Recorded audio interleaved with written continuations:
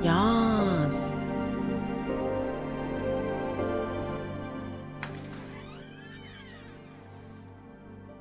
Welcome in, welcome in. Rolls McRock, thank you so much for redeeming the password and kicking off the stream. Yas. So, happy Sunday.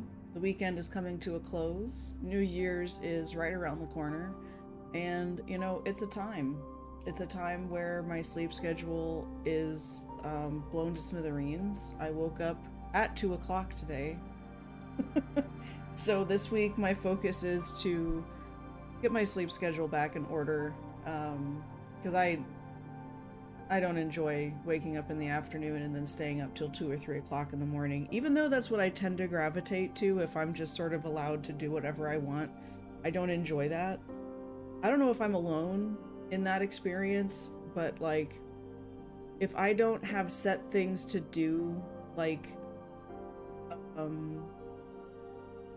right now I work from home besides the streaming, so like I can kind of do stuff whenever I want to. There's not really a schedule to that. So it results in especially around the holidays, my sleep schedule just like tanks. So anyway,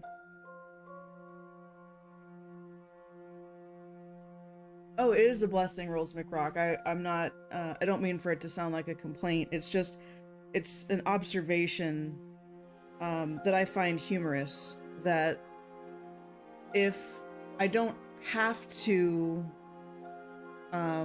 get up to be somewhere or go to an appointment, or like if I don't have to, then I naturally gravitate towards sleeping in late and then staying up late. But I don't feel satisfied with that. And I'm like, why is it then that I naturally gravitate towards that kind of schedule, but I don't enjoy that kind of like... Oh yeah, no, I didn't take it as a scolding. It's just I realized that might have sounded like I was complaining. Oh, you work from home too? Okay. So, is what I'm saying relatable then?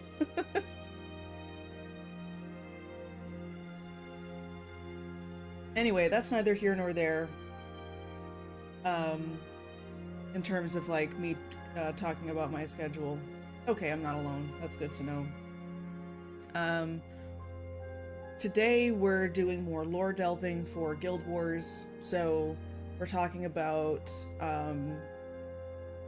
also kind of more of a compare-contrast between Guild Wars 1 and Guild Wars 2, and we're talking about the 5 main races of Tyria. And I am going to be making notes of some other offshoots. For example, there's also the dwarves, and while they're not a playable race yet, question mark, they do play a role in the main storyline of things that happen in the world, and so they are worth a mention I have a Google Doc that's set up at the moment with all of the main things. I did a little bit of prep work, but this topic, like a lot of the others, is going to be something that we probably revisit as we explore other things. Like, so I have like this collection of Google Docs that I've been putting together about different topics. Dredge race when? Yeah, the dredge are something that happen. I think specifically it's in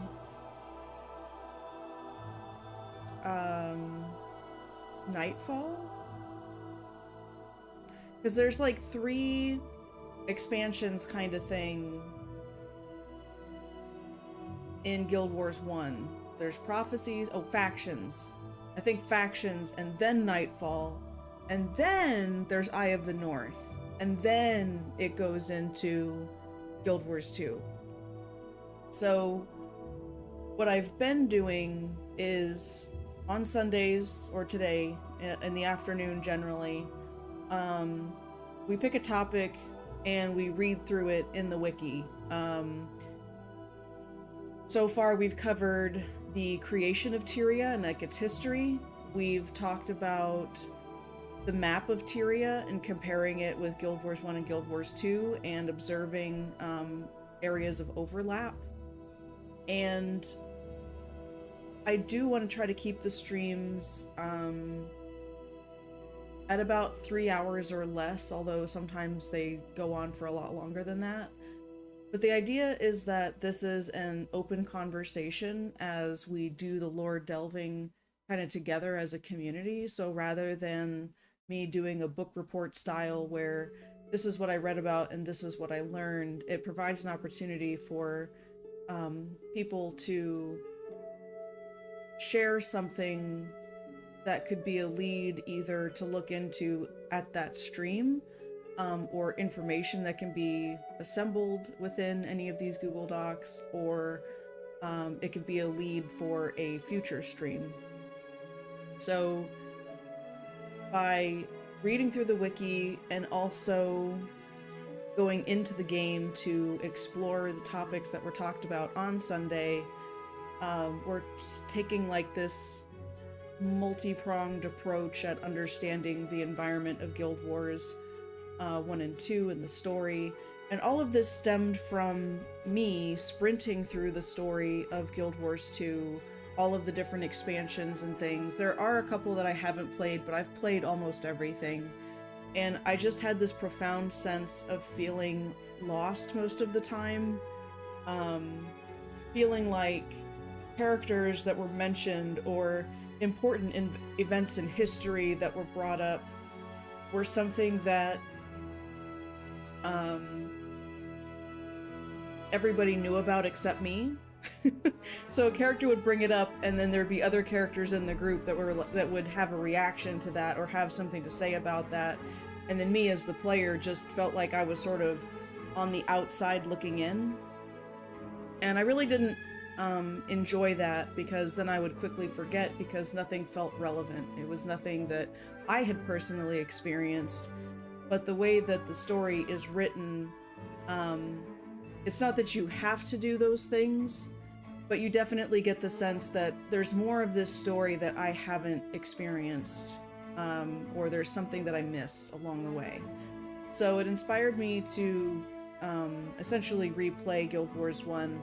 At this point, I own all of the expansions and releases and everything. So this is my journey, starting from Guild Wars 1, doing some crossover comparison with Guild Wars 2, to try to get a better understanding of the bird's eye view of the history of Tyria and how things came to be the way that they are, so that as I'm playing in the game, I feel more connection to the environment and landmarks that I see, people that I meet, events that are referenced, and people that are referenced.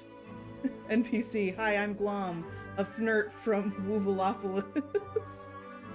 Who, a what, from where? Yes, exactly, Xeno, exactly. That's what I'm talking about. Um, so all of this to say is this is sort of a meandering journey that we're taking together. The Discord, I have a special subset area for discussion of Guild Wars lore. Just today, I posted screenshots that I had taken from a previous journey throughout Guild Wars 1, where we explored a lot of Ascalon post-searing, and there's so much to look at. There's so much architecture, and I knew that this was going to be a daunting thing. This was not going to be something simple that it's like, oh, I'll be able to do this in like a couple of streams, and then, you know, then I'll feel caught up. Like, this is going to be something that's probably going to take a year or 2 years to fully absorb all of this information. So that's kind of what this series is about. I would love to have the time to do like an exploration phase and then have a summary phase where I do short form videos. But the reality is I just don't have spare time to edit the content and cut things down. But there's different workarounds that I'm contemplating, like YouTube Shorts, for example, where after the stream on Twitch or maybe someday during the week, it's like, okay, here were some things that stood out to me in the lore delving of Guild Wars that we did earlier this week, and kind of go about it that way. But it's just a matter of, I would like to provide higher quality content, but realistically, for time constraints, it's not something that I can do right now. Anyway, that all being said, we talked about the brief history of Tyria and how it came to be. Then we looked at the maps of Tyria to see how it changed over time between Guild Wars 1 in pre-searing, post-searing, and then on into Guild Wars 2. We haven't looked at every single region, but there's so much to look at that it can't be done in just one thing. So it's like you have to pick, it's like there's a broad topic and then you can have a subtopic within that. So right now we're going for broad topics, like the biggest bird's eye view that we can get, and then we'll kind of go through them again to get some of the more nuanced details. So that's the approach that we're taking. Additionally, my other book came in. There's one more book that I'm waiting on, but these are the things that I've got. And I looked up the release date of these books, like when they came out. And so it's giving me an idea for when these were meant to be read. So for example, Ghosts of Ascalon, this is the foundation, this is the setup for Guild Wars 2. So I don't plan to actually read this until I've played all through Guild Wars 1, everything that they have, including Eye of the North, and then I'm going to read this book. Sea of Sorrows, this is the third book, so I'm still waiting on the second one, but this one, it seems would best be read after completing the main story of Guild Wars 2, the fight against Zaitan. This is where this one seems to take place. And then there's the manuscripts. There's other supplemental things that could be read. But once again, those manuscripts, it's like there was one that was released right before Prophecies, or it was something that you got alongside your copy of Guild Wars, the first one, that you could read, and it had a brief history and overview. I relied on that a lot for the creation of Tyria and how Tyria came to be. And that opened my eyes to the fact that there's a lot of stuff in Guild Wars 1 that carries into Guild Wars 2. Like, I had no idea that so many of the places and peoples and creatures and everything else like that already existed in Guild Wars 1. Not Prophecies specifically, because there was Prophecies and then there was Factions and then Nightfall, or Nightfall and then Factions and then Eye of the North. And so each one of those progressively added more map So I'm taking some time to reconsider how I play through the game when it comes for the follow-up night. So Monday night is when I play in the game of Guild Wars 1, depending and centered around the topic of the lore conversation that we have on Sundays. And then Tuesdays is when we play through Guild Wars 2 and we consider the topic of the lore conversation and, you know, do some investigations that way. After having done a few of these episodes, because we are going to experience the main storyline all through Guild Wars 1 and Guild Wars 2, what I'm considering, based off of what we've seen in Guild Wars 1 so far, there's a lot of side quests. There's so many side quests that are available as you're playing through the game.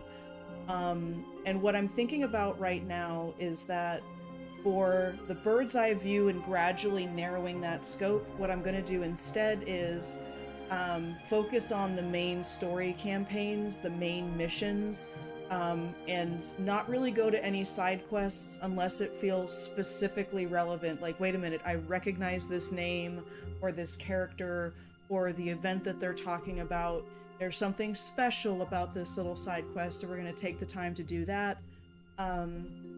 But otherwise, we're going to focus on that main story and play through those campaigns and missions. And I'm going to read the manuscripts as they come out for each thing. So for example, I'm going to play through all of Prophecies, all of the main missions, and then go right into, with the same character, I'm going to go right into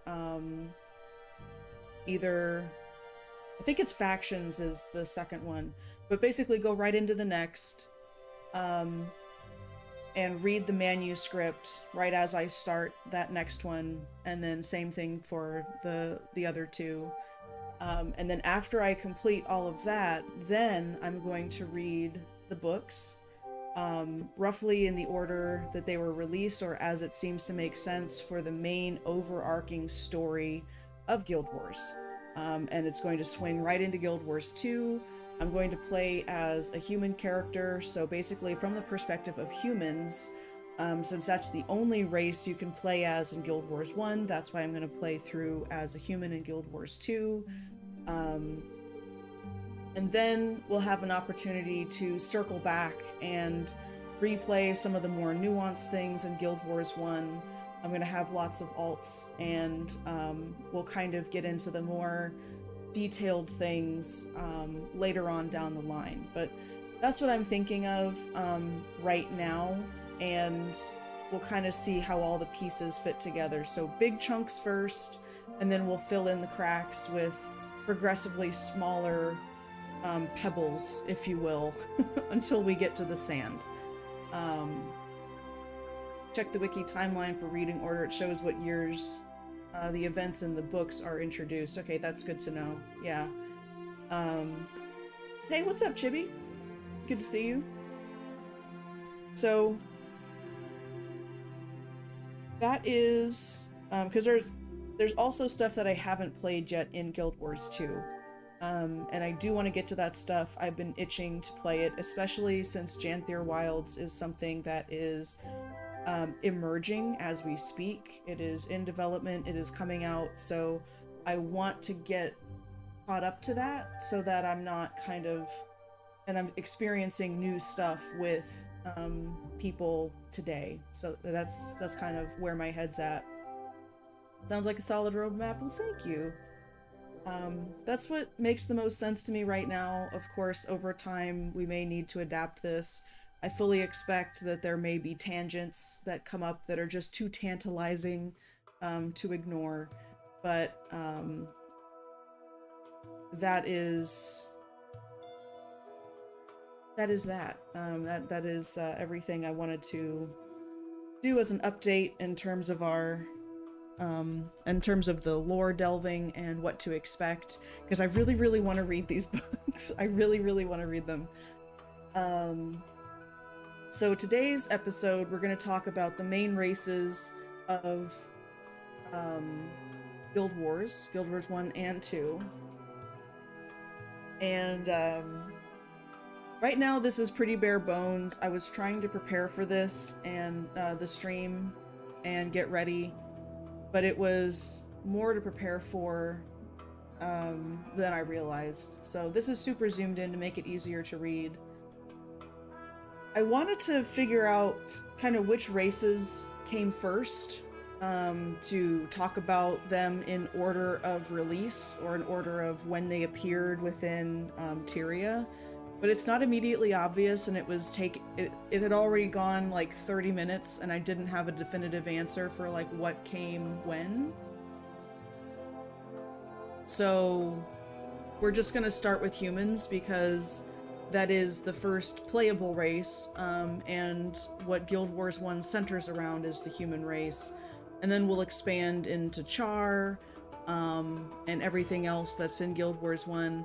Now what's interesting is Sylvari does not have a Wikipedia article for Guild Wars 1. They did not emerge until Guild Wars 2.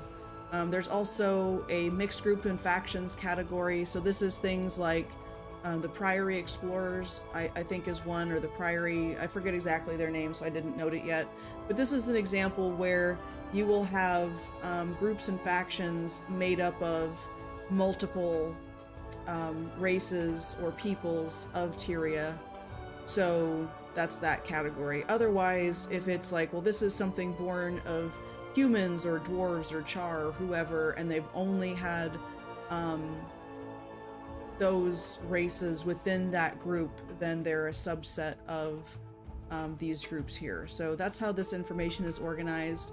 I post links to all of the Google Docs that I work on in that lore conversations area of the Discord.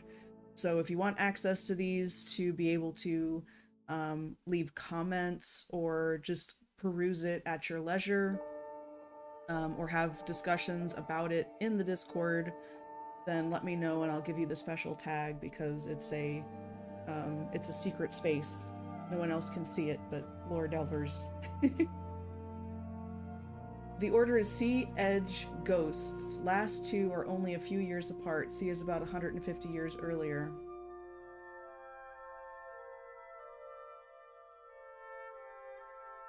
Sea of Sorrows? Really? Oh, that's right, because it's based on the events, right? Events that happened. Not the order of print.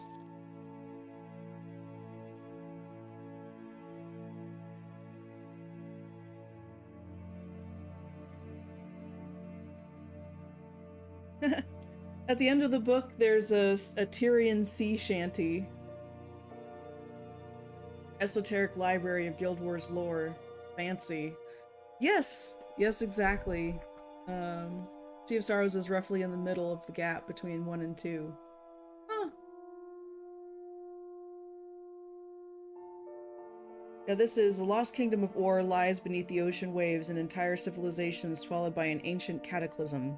For centuries it has lain dormant in the depths, its ancient secrets lost, until now. And then Ghosts of Ascalon. Desperate to defend his land from advancing hordes of bestial Charr, King Adalbern summoned the all-powerful foe fire to repel the invaders. But magic can be a double-edged sword. The foe fire burned both Charr and human alike. While the Charr corpses smoldered, the slain Ascalonians arose again, transformed by their king's rage into ghostly protectors and charged with guarding the realm forever. Yeah, you're right. This does sound like it would be...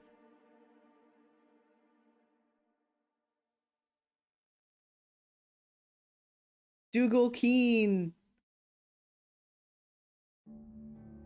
Derman Priory! It's the Derman Priory. That's... okay. Because there's Priory peoples, and they're called the Derman Priory. What's the size of this text? I think everything else is 11. Yeah.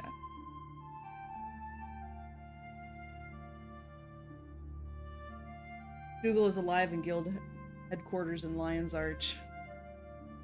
That is so cool. I don't know why, but I love that kind of stuff where it's like you read about it in the book and then you can go and like see them and talk to them and interact with them in the game. It just it just makes me feel warm and fuzzy inside. Okay, so we're gonna start off talking by the humans. So this is like the primary race of Guild Wars that started it all, I guess you could say.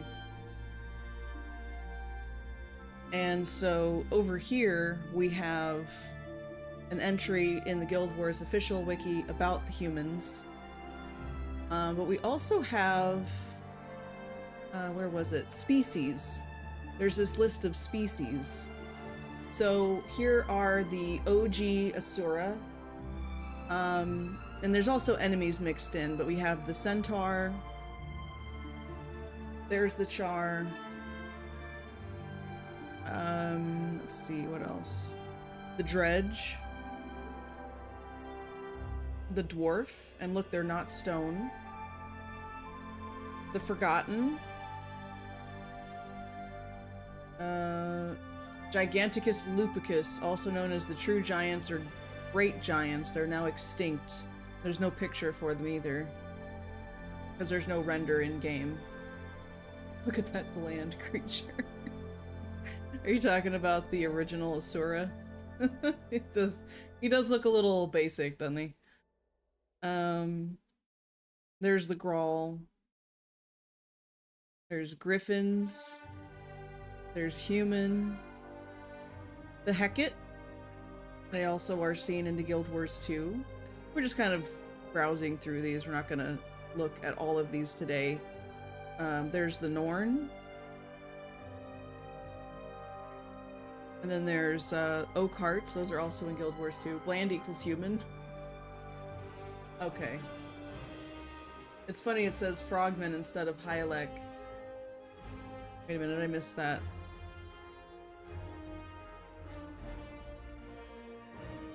Oh, it's... Oh, you're right! Cousins of the Hecate, the frogmen, frog-like beings. Yeah, so I wonder when they were first referred to as Hyalek.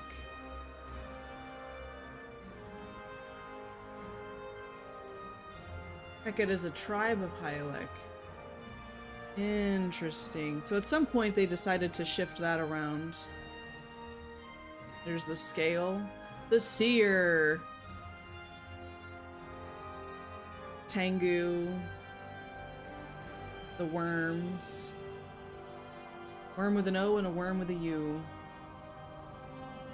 But you'll notice that the Sylvari were not there. So they'll be interesting to read about in terms of how they came to be. And then let's specifically look at the human.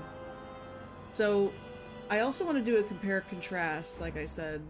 They're one of the most widespread and influential species in the world of Tyria. Spread throughout the world, including Cantha, Ilona, and eponymous continent Tyria, though it's implied they live further south than Cantha, which is where they may have originated. That's interesting. Wherever they originated, humans are not native to the world, as they were brought there by the 6 gods, although the 5, right? 6 gods is referring to Cormyr as also being in that circle. Gods themselves only predate humans by a short period of time. Sylvari only about 25 years old as a species. And it's funny because they have this air of being ancient and like we've been here forever, when the reality is they've only been around for 25 years. That's kind of funny. So I want to see what this reference is. Oh, interview with Jeff Grubb and kill 10 rats. And then there's a Q&A. Now, so Rhys Sosby, I hope I said that right, wrote Sea of Sorrows. And then Jeff Grubb was one of the writers for Ghosts of Ascalon.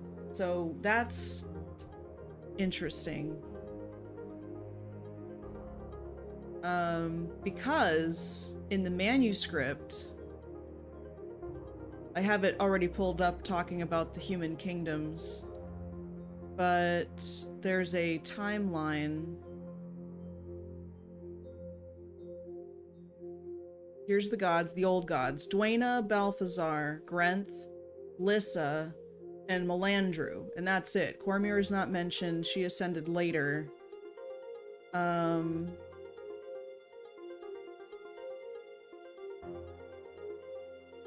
But then there's a section that talks about the history. Here we go. Here's a timeline. Humans appear on Tyrian continent. That's 205 BE. Hey, what's up, Heat Thing? So that sounds like there's already some conflicting information, perhaps. This up. We're gonna say 205 BE here. This will be the year that they specifically arrived. Rhi is huge in Guild Wars 2. She wrote The Movement of the World and co-wrote Fear Not This Night, among many other things. Interesting. The Movement of the World, that was also, that's the name of that Blishhud thing. So she wrote the Blishhud thing, or she wrote something else and that's what the Blishhud thing is based off of?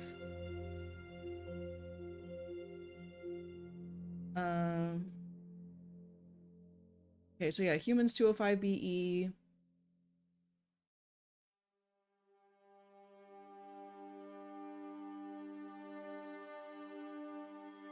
So when did the gods arrive?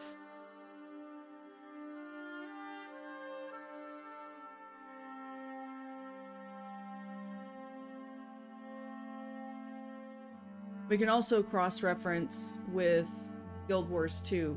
So this isn't from the wiki, this is from Guild Wars website itself. And we can look at humans. Ruins of humanity, cities, and shrines lay scattered across Tyria, serving as haunting reminders of their past glory. The Crichton city of Divinity's Reach is very much alive and stands as testament to human resilience, diversity, and spirit. With their 6 gods long silent, humankind can choose to fade into obscurity or create a new future, standing equal with the rest of the world. It's a long article on the wiki that reveals a ton of lore and story. Brave defenders of Kryta continue to fight with every ounce of the strength. Kryta, the last human homeland in Guild Wars 2.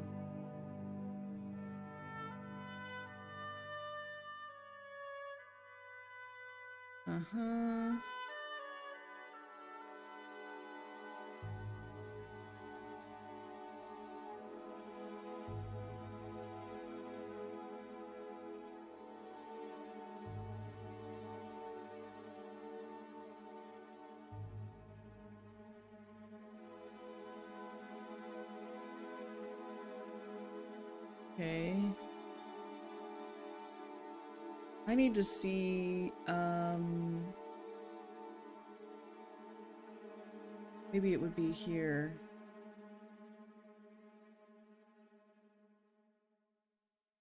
It would be pertinent reference. Okay. Movement of the World. Is that on Guild Wars 2, though? Phew. Oh, excuse me. Yes, it is.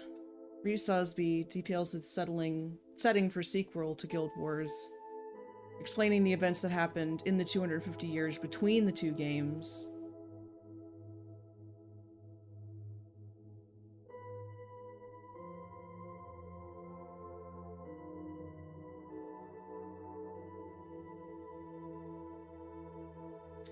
Oh, do not correct any typos or other errors before verifying that they do not exist in the original article. Interesting. Okay, here we go. This is what I wanted to know. The year when the goddess Cormyr ascended was the year 1075. This is from Decimus, the historian of the Derman Priory. We will begin our history lesson within that classification of dates.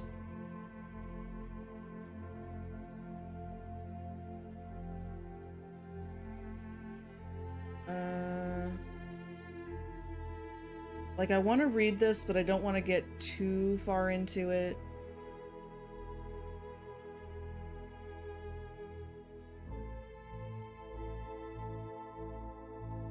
Guilds.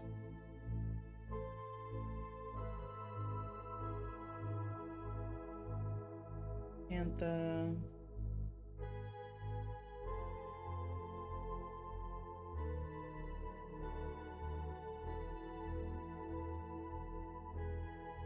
Yeah, and there's a little something about each.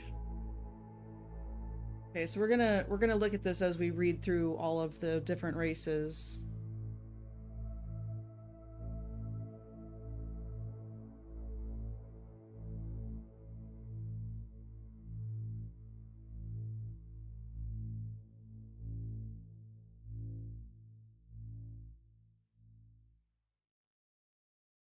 Where does it have an article on humans, or do they? Anthe Ilona, Order of Whispers, Lion's Arch, Charr, Asura, Norn, Sylvari. Interesting. So I guess it's just like you read about the kingdoms of humans. There's not a thing about humans. Humans dominated the continent of Tyria, but over the last 250 years, that's changed. Humanity clings by a thread, maintaining its cities only through absolute dedications of its armies. Ascalon City fell, Rin belongs to the Charr. Lion's Arch, inundated by tidal waves, was rebuilt by the mercenary guilds, and Or rose to undeath and corruption. The gods of the humans have been notably distant these past 2 centuries, withdrawing into silence even as the world beneath them shattered. Although they still answer prayers, they do not intervene, even as Tyria crumbles, and the human race calls out desperately for heroes to save them from their darkening struggle.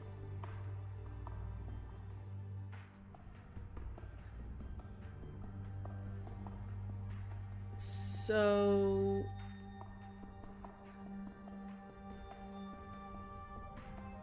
it says 1075.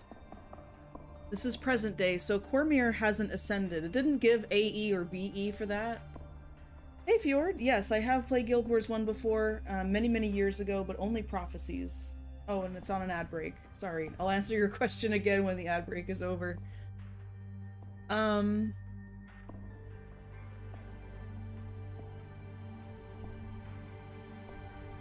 So what was I reading?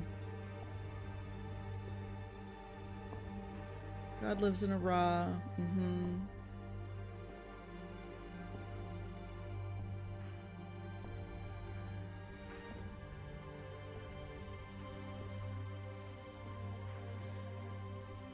Humans are not native, they were brought there by the 6 gods. The gods themselves only predate humans by a short time. Right. So, humans arrived 205 BE, well before Cormyr ascended in 1075. So... it's probably just that they're referred to as the 6 gods, even though, like, technically Cormyr, like, she eventually became one and it's just the gods brought them there. Timeline on Guild Wars 2 wiki has more events, even during and before Guild Wars 1 wiki timeline. Okay, let me see if I can find that then.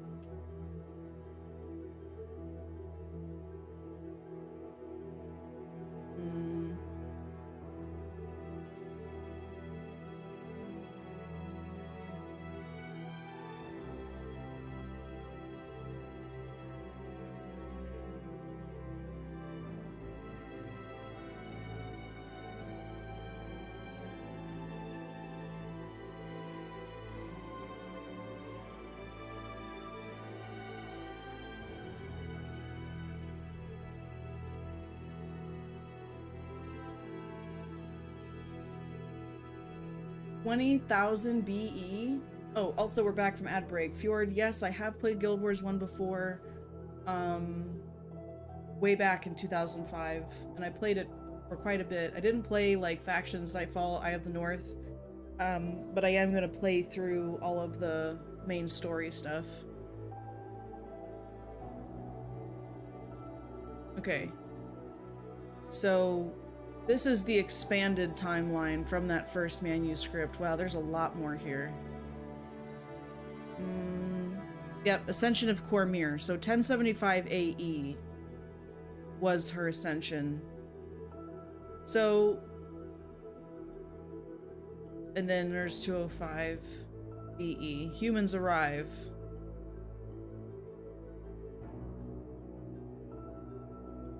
Oh yeah, I'm sure that I will. It's a big hit of nostalgia, so I really love it.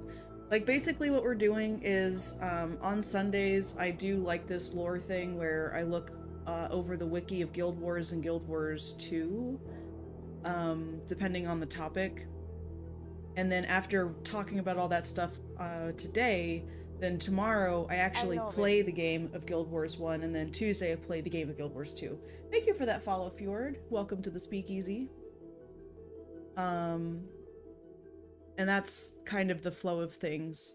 I'm gonna make like a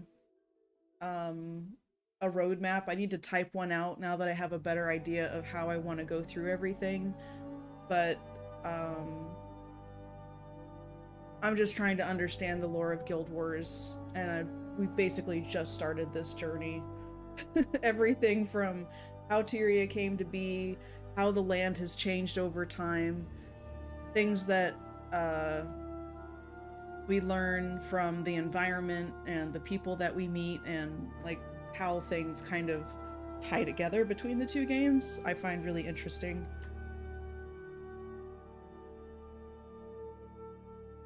Oh, look at that. Before 20,000 BE, the world of Tyria is created by the first Elder Dragon, who then creates the other Elder Dragons. Interesting.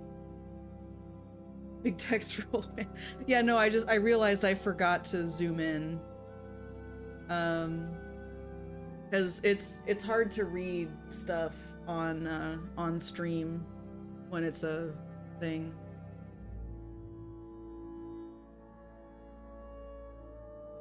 That's interesting.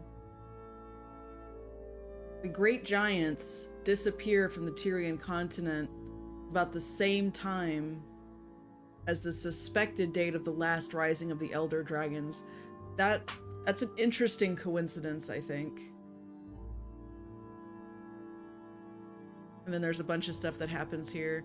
But primarily I was just wanting to get it straight about when humans arrived.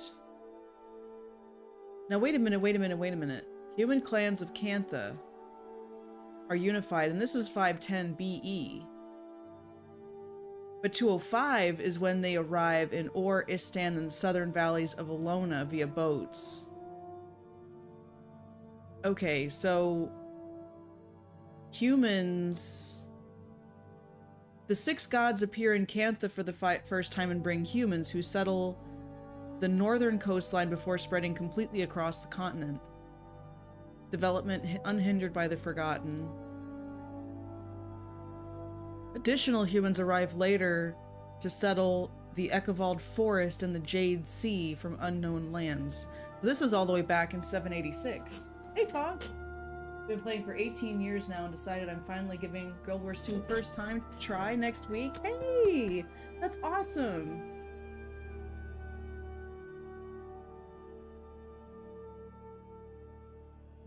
Let's see. Forgotten perform a spell on Glaus, champion and scion of the Elder Dragon Kralkatorrik. Grant her free will. Takes on the name of Glint. Loses most of her memory. Conceals the elder races from the elder dragons, who gradually fall into slumber to wait for the next dragon rise. So it's just interesting that they say the six gods appear in Cantha, but truly it was five gods that appeared. Cormyr didn't become the sixth until 1075 AE. So it's odd to me. Gameplay is very different, but it's a great game, and continuing the lore is nice. Yes, I agree. And Fjord, if you're really big in the lore, something that I just got, I haven't read these yet, but I'm looking forward to it, and if you're a big lore nerd like I am, They actually have 3 books that bridge between Guild Wars 1 and Guild Wars 2. And so if you enjoy reading books, I think they have a digital version. I'm not affiliated or anything. It's just, I wish I had known about these books before. So, anyway. Doom was the god of death. Oh, Abaddon was the 6th. Okay. Love the lore, obsessed with it. Nice. Okay, so Abaddon was the 6th. Thank you. Thank you. So then somewhere in here should be where Abaddon, he was... Abaddon is defeated and imprisoned. And then, like, over 1,000 years later, Cormyr ascends to fill that position. Okay. Crisis averted, and we learned something new. Humans arrived in 786. So we're gonna amend the... Uh-oh. Where is it? Oh. I'm gonna close this for now. Here we go. What did we say? 786? Whoa. BE. I do want to do a deeper dive into the gods as well. Like, we did kind of... I read the first manuscript and I did a brief overview of all of the gods. But at some point I'm going to circle back and do, like, a deeper dive into each one of the gods. Grenth is half human? Interesting. Interesting. Okay.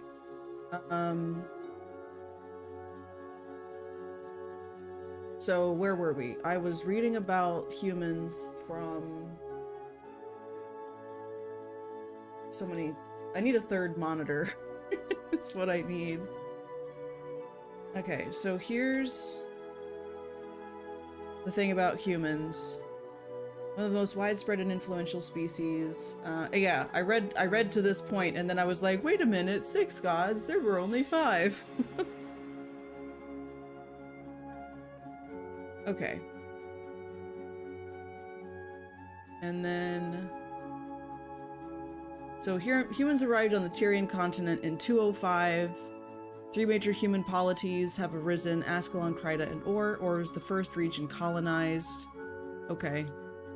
Gods lived in Ara, nicknamed City of the Gods, and aided humans in numerous tasks, such as pushing the Charr north, so that the settlements would become known as Ascalon could be established. With their aid, King Doric became the first ruler of all human realms. It was he who prayed to Dwayna to stop a war in 115 BE. It was he who pleaded with the gods a year before the Exodus to stop the many conflicts caused by the gift of magic being given too freely. And it is his blood that seals the Bloodstone. So King Doric is kind of a big deal. After the creation of the Bloodstones, the colonies of Ascalon and Kryta gradually split off into their own kingdoms, turning the unified human kingdom into 3. During this time, open conflicts raged between the various human guilds, now referred to as the Guild Wars. They were so widespread they drew the Tyrian human kingdoms into war with each other in order to stop the battling in their own streets. It took the foreign threat of Charr to finally bring an end to the internecine conflict. I did not say that properly, I don't think. The event known now as the Charr invasion ravaged the 3 human kingdoms, forcing them to put aside their squabbling or face destruction, and some did. So the Charr brought the searing through the use of the Cauldron of Cataclysm. Oh? Ooh. That's pre-searing, isn't it? Yeah, it is. Oh, crazy. So I ran around in the pre-searing area a couple weeks ago, but I forgot to explore north of the wall. So I need to get into an alt that's staying in pre-searing and go further north to see this. One of those is a hero point in Guild Wars 2. Nice. Oh, Dwayna and Malcor of Malcor's Leap. You need a hand? I have a perma pre-searing character max level. Thank you, Fjord. I appreciate that. Yeah, I'm always down to add people as friends and run around the maps together and just sort of have a good time. The Charr threat was overpowering, and as such, King Jaden and the rest of the Crichton royal family fled the throne. In their time of desperation, the Crichtons looked to the newly formed White Mantle and their leader, Saul de Alessio. Thanks to them and their new Unseen Ones, the Charr were defeated, but not without consequences. Many Crichtons in White Mantle died or went missing, including Saul, or saw a different fate. When the Charr were encircling Ara and passed with ease through the Orion's defenses, Vizier Kilbron went into the catacombs and spoke a spell from the lost scrolls in an attempt to prevent the Charr from sealing their victory and to defend Or. He succeeded only in stopping the Charr, for they never reached the streets of Ara. The spell Kilbron spoke brought about the cataclysm, destroying most Or, leaving only a few shattered islands. Yep. And then humanity arrived in Cantha in 786 BE. Okay, so if I'd continued reading, I would have seen it. Over 500 years before their arrival on the continents of Tyria and Alona, during the late pre-imperial era, as it is known by the Canthan calendar, humans were mere separated tribes that settled along the northern coast. 510 BE, or 0 CC, marks the year that the warlord Kang united the northern Canthan tribes by force and deemed himself as the first emperor lord, in turn changing his name to Kaining Ta. A man renowned for his horseback riding died under mysterious circumstances while hunting in 464 BE. Reports claiming his horse went wild and killed him, and was succeeded by his eldest son, but not eldest child. Okay.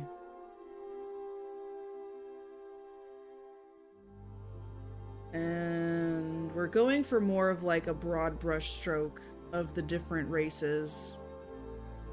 Okay, so 200 BE, primeval kings have ruled Alona. Under their rule, humanity in Alona had spread from Istan to northern valleys of Alona and north into the Crystal Desert, where the tomb of the primeval kings lie. They even colonized a part of Tyria, the kingdom now known as Kryta. One of the primeval queens, Queen Nadege, established the Sunspear Guard, now known as the Order of Sunspears.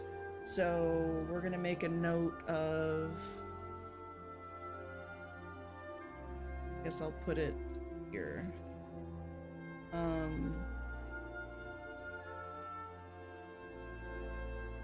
what do they say? Order of the Sunspears? I think eventually multiple races join the Sunspears, right? You can't fire me, I quit. Hi, Lime and Coconut. Killing Charr in pre-searing is nice. You can learn so much there about how to play. Yeah, no doubt. No doubt. Let's see. It lasted until 456 AE, which is when Admun Kolos took the throne and founded the Great Dynasty. The so-called Great Dynasty lasted just over a century, however, and Alona fell into its darkest period, the Shattered Dynasty, which is stricken with the Pretender Wars. The bloodiest of all of Alona's wars were caused by various groups either claiming to be heir to the primeval kings or warlords seeking power. It wasn't until 640 that the wars ended and the humans of Alona settled into 3 provinces that are known today. Vabi! We go north to Vabi, Korna, and Istan. Okay. 757 AE, the creation of the Bone Palace, marked the beginning of the undead Palawa Joko's known reign. It was not until 860 that the Scourge of Vabi assaulted the human provinces of Alona. The war between man and the undead raged for 2 years, during which Vabi fell, and the armies of Korna and the Order of the Sunspears strained to match Joko's might. On top of the Jahai Bluffs in the battle now known as the Battle of Jahai, the War Marshal of Korna, Turai Asa, that name's so familiar. Did we help his ghost? Like, we met his son or something in Guild Wars 2? He was like in a cave, or am I thinking of somebody else? Praise Joko. There was someone in a cave and he was a ghost. He was like a... Or was he a ghost or was he risen? I don't know, but it was a thing to go fight him, I think, as a... Oh, you see his ghost in the Priory archives. Okay, so maybe I'm thinking of somebody else. Hey, Callie, you're so fun. You're so fun. You blow my mind. Thank you for the sub, Fjord. Hey, Callie. I appreciate you. Boss. He's a risen. Yeah, okay. I was thinking of the wrong person. Hello, Heisenberg. Cave guy is Kos Dejarin. Okay, thank you.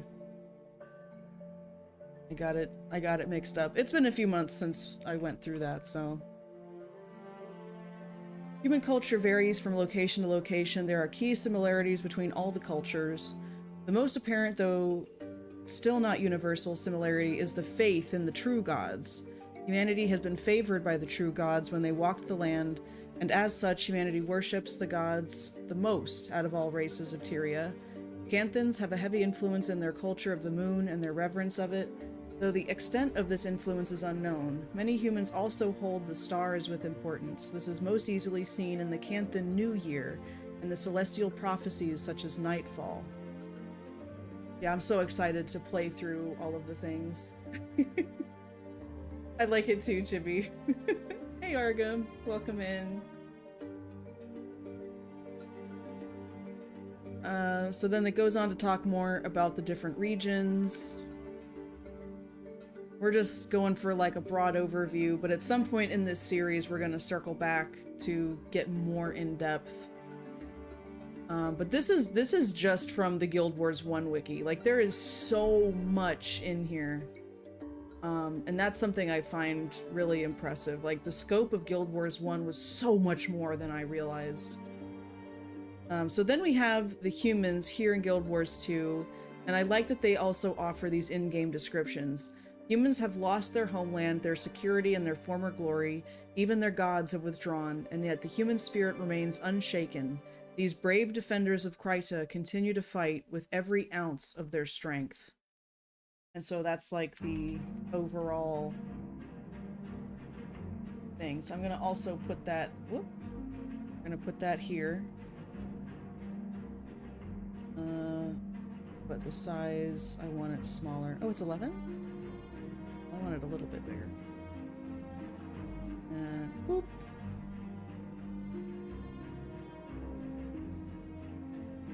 There.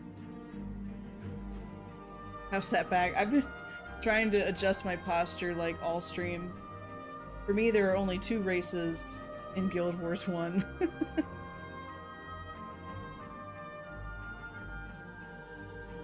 Their kingdoms, once spanning the entire continent of Central Tyria, lie in ruins, leaving only Kryta, the oppressed Ilona, and the isolationist Cantha.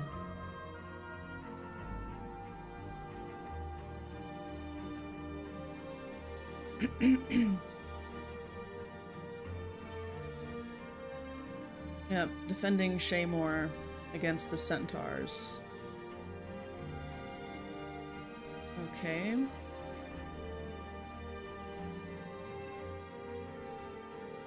Humans are not native to the world. Yep, and they're brought by the 6 gods. Yep, yep, yep.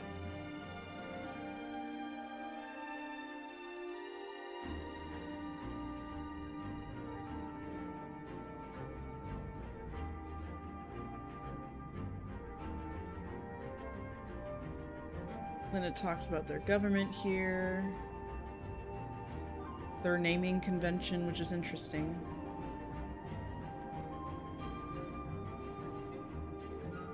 Like, I think that's so cool that they said it's not just human in all these different regions. Like, they're slightly different in each region. Their naming conventions are slightly different in each region. And I like that attention to detail. Like, they even have, like, Ascalonian names are going to be different from Orion names, and that was all on the same continent.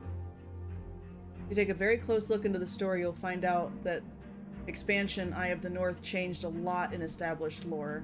Changes which are not lore-friendly to align the stories of Guild Wars 1 and 2. Good luck finding those cracks. I will, yeah. Because that's the other part of it, is that there's the meta-analysis of the lore, where for a variety of reasons, either a limitation in assets or budget constrictions, or we want to go in a different direction, but in order to go where we want to with the story, we're going to have to essentially like break it down and rebuild it. And it's not easy to navigate those changes, especially when there's apparently so much established in Guild Wars 1. So that is something else that we're keeping an eye out for. But I feel like that's enough about humans, at least for today. Let's see.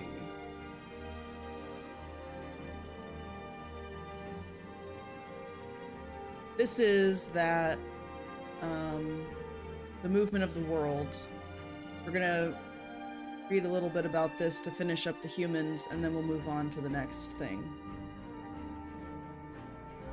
War and Kryta spit on a lot of established lore. Interesting. For centuries, humans dominated the continent of Tyria, but over the last 250 years that changed.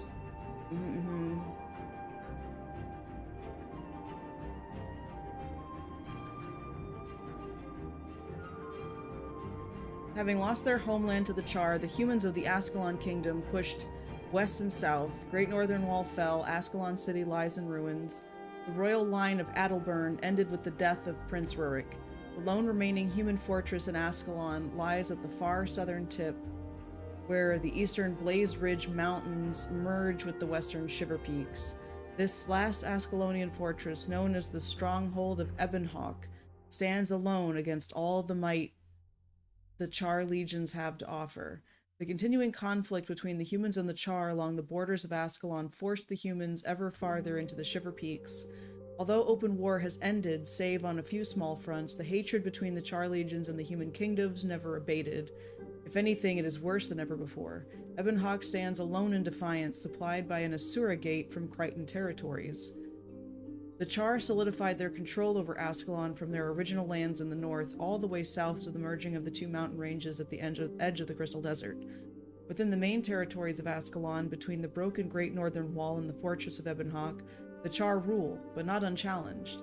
In the last battle of the Ascalon city, Adalbern used the final power of his enchanted sword, Magdair, a relic from the age when the true gods walked Tyria and built the city of Ara. The stories told by the Charr and the few scattered human survivors of the battle speak of a gout of sword-shaped flame rising from the highest tower in the city. After a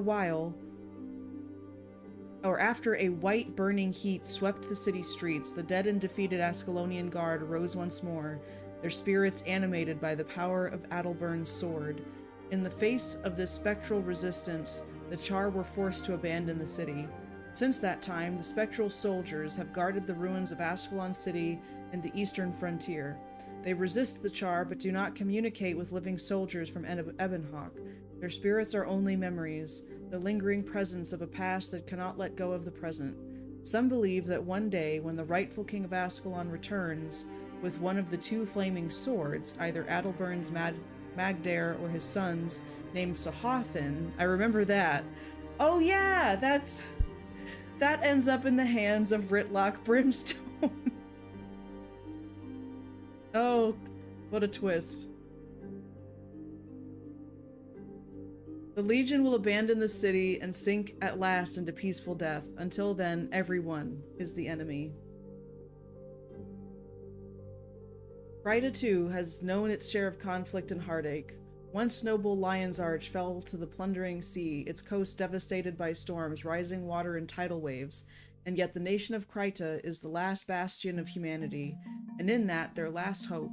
Under siege from other races for centuries, beset by bad luck and misfortune, and perhaps even forgotten by the gods themselves, human civilization is on the verge of collapse. Only Kryta's crown has survived to this modern age. Although various factions restore the Crichton throne to its rightful ruler, a descendant of Queen Salma, there is no peace in the Talmark wilderness.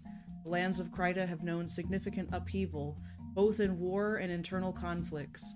As the sole remaining human kingdom on the continent of Krita, Ascalonians flocked there in droves with no king and no real leadership.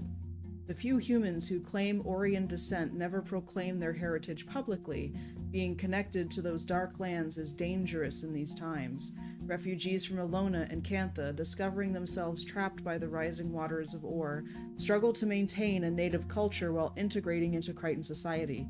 This melting pot of humanity provides the one thing they all seek, a home. Through faith in the gods and the nobility of the Crichton spirit, the queen solidified her hold over Krita and her people and did not devolve into tyrannical rule. From the beginning, they were willing to accept Ascalonian refugees, and, as cataclysms across the world displace other humans, Canthans and Elonians joined the wave of humanity fleeing to the new city of Divinity's Reach. They found a welcome home in the high bastion created to replace Lion's Arch when the floodwaters of Or claimed it. Divinity's Reach, a breathtaking monument of white parapets and high pale towers, was built on the edge of the Divinity Coast, far from the rising waters of the southern bays. In Divinity's Reach, the new Queen of Krita established a system of government designed to give all people, not just native Crichtons, a voice. Senators design law, proposing their measures to the Queen, who authorizes or rejects their placement in society. These senators come from all human races, representing many voices working in tandem with the Queen's will. Initially, this system was designed as a temporary government for the refugee camps, but in the 150 years since the flood of Lion's Arch, it has become a stable system, a respected government, and a cornerstone of Crichton culture. That is some good stuff.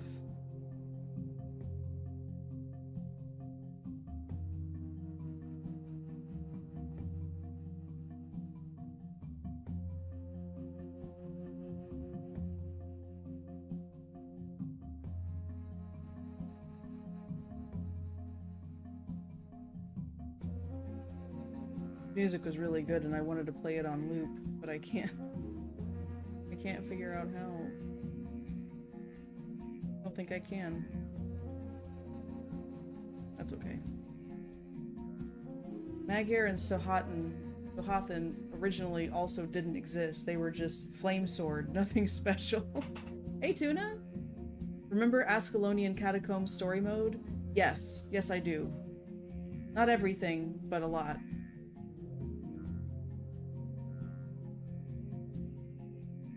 Okay.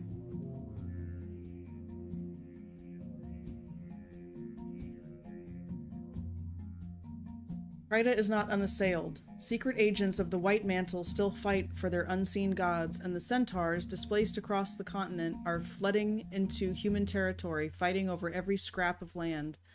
Krita is a war zone with a few safe havens, a land where humans must fight for their security and their future.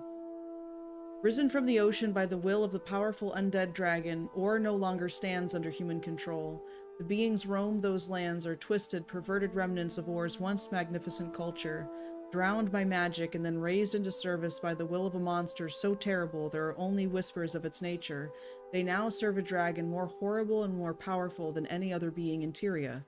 The elder dragon of Or rules this re-emerged continent with an indomitable will, claiming the peninsula for its own.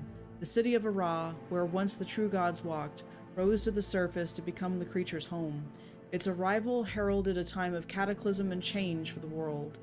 Though Ara lies in ruins, conquered by the dragon and its minions, those who venture into Orion soil say they have seen her spired towers bedecked with rotted banners and guarded by twisted draconian troops.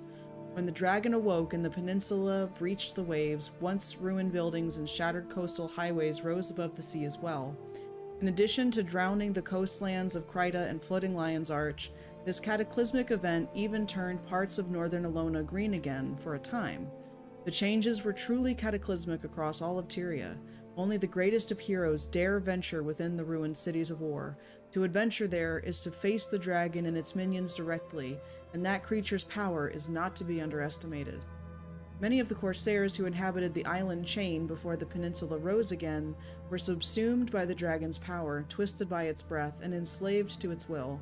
Ships with black sails, built from seized corsair vessels, sail along the Strait of Malcor, west of Or. These vessels surround the Fire Islands, manned by undead minions of the dragon that fear neither fire nor sea. This undead armada has cut off all human contact with Cantha, and the dragon's undead army wages war even now along the northern Elonian border, preventing all in Tyria from departing for other lands. For now. So, I'm gonna skip over this other stuff. And we'll talk about the Charr next.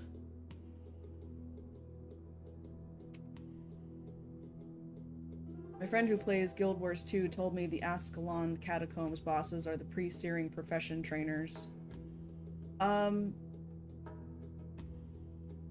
don't remember if they're the profession trainers, but the Ascalon Catacombs, and also the Charr storyline, do feature ghosts and figures from pre-searing, and the like. Most annoying part about Guild Wars 2's story is that ArenaNet destroyed every single one important spot from Guild Wars 1. When you say important spot, because there's quite a few things that still stand in Guild Wars 2. Like, there were several that are no longer accessible because there's like a huge mountain range, or it was sunk into the sea. But that was one of the things that we did a couple weeks ago, was I logged into Guild Wars 2 and I went around the areas of Ascalon, specifically looking for landmarks or statues or references, ruins. I mean, 250 years is a pretty long time, and considering everything that happened, it makes sense to me that not a lot of stuff is going to survive completely where you can visit it exactly as it was in Guild Wars 1. So here we have the Charr. Savage race of beasts known as the Charr. Flame is the physical representation of their gods. In order to keep the gods happy, they must first fulfill their obligation to the flame. To that end, the Charr have constructed a series of sacred buildings known as flame temples. On raised platforms, these bestial creatures have inscribed huge circular runes, which define and magically feed the sacred fires. Further defining the ring are pillars of pure obsidian or carved sandstone, sculpted to depict the faces of the mysterious creatures the Charr worship. Between these pillars, in the very center of each of these temples, are the ever-burning sacred flames. The Charr believe that as long as the flames are burning, the gods are pleased. If the flames go out, then the Charr have failed in their duties and will be punished. Each temple has its own fire, which is tended at all times by 4 Charr flame keepers. The flame keepers have only one job: to keep the sacred flame burning. This is the most prestigious position a Charr can occupy. Only the strongest, most capable Charr can take this honor, and all other Charr bow to the flame keepers. In addition to the temples, whenever a large Charr warband travels anywhere, they take with them a bronze brazier, lit at a flame temple by the sacred flame. These braziers are placed upon palanquins, which are then carried from location to location by 4 Charr flame carriers. Each night, when they make camp, the flame carriers erect a flammable effigy in the shape of one of their gods, and then ignite it and let it burn till daylight. Humans learned quickly how to read the flame sign. If the flame is lit, the Charr camp is occupied. If it's out, it's moved on.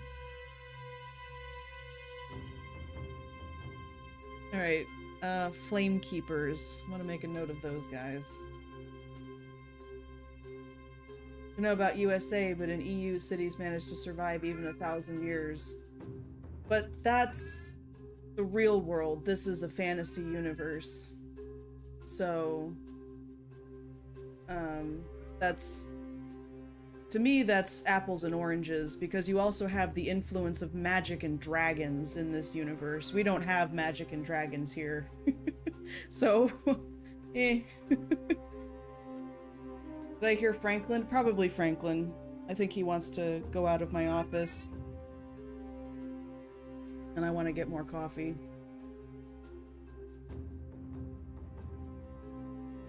Magical nukes, curses, and dragons pack quite a wallop. Exactly. Exactly. Always have flame keepers. And since there's something right here, I'm just going to click over to it and link it up. Link it up. Okay.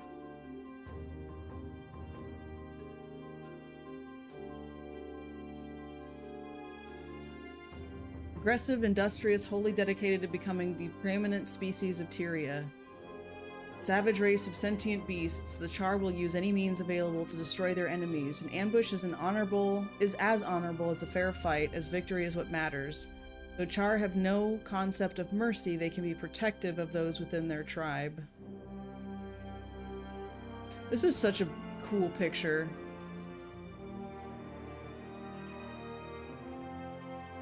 This concept art.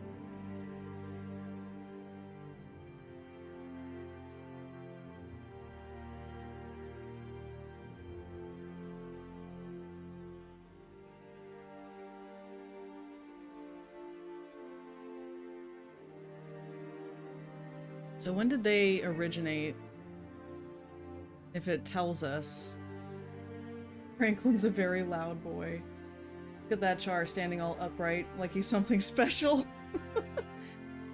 Yeah, there's one that stands remarkably upright. Oh, it was the Flame Keepers, wasn't it?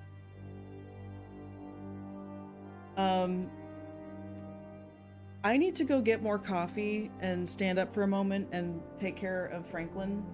So I will be right back. I'll leave you with some fun clips though, and then we will resume our adventure into Tyria lore.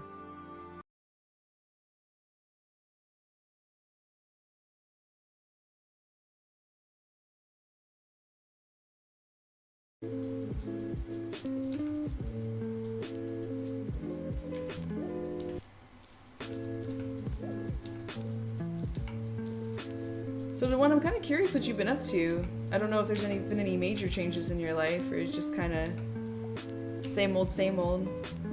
My friend's friend just released his game on Steam. It's called Celeste. I don't know what it's about though. I think that actually sounds kind of familiar. Gonna hop off and hop into bed.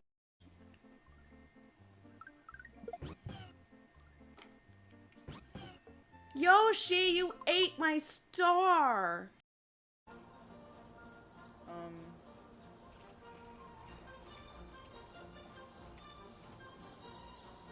There.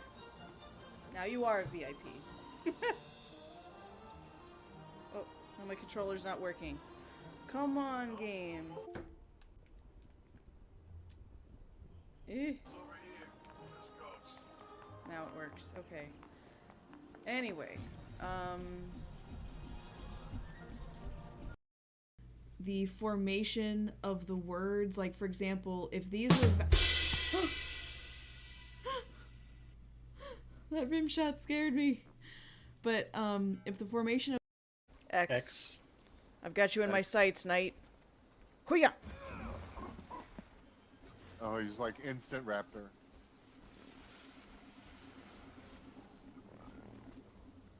Hoo-ya! It's pretty hilarious that you can throw toilet paper. Mm-hmm. Ooh, You there's can throw steps. eggs, you can throw You can bottles. also shapeshift. You can do that too. Oh, what's that all about? What's what? Just so you're aware, my camera is active. So, Okay. Alright. See. oh, you If made you- yourself chili? That sounds delicious. Do you have your chili with or without beans? I know that's a See contested aerial point. view, low zoom. Oh. Yeah, it doesn't do it. Oh, you're in action mode or something. You're in Oh. action mode. Action mode. Action! Okay, so I'm not sure. Not a problem.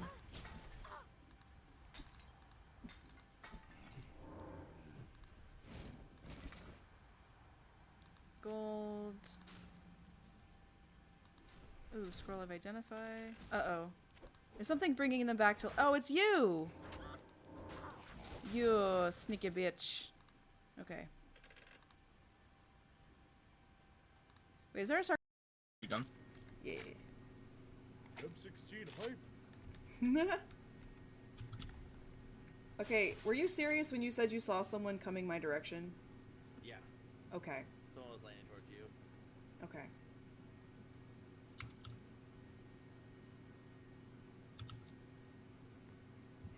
All right.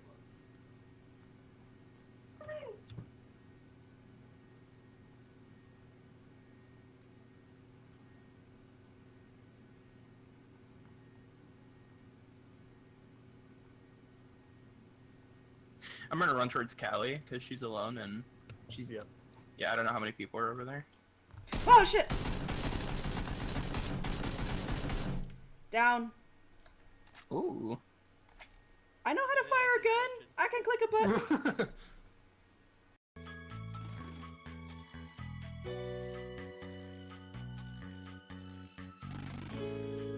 Callie is sniffing out the suspect. I know, right?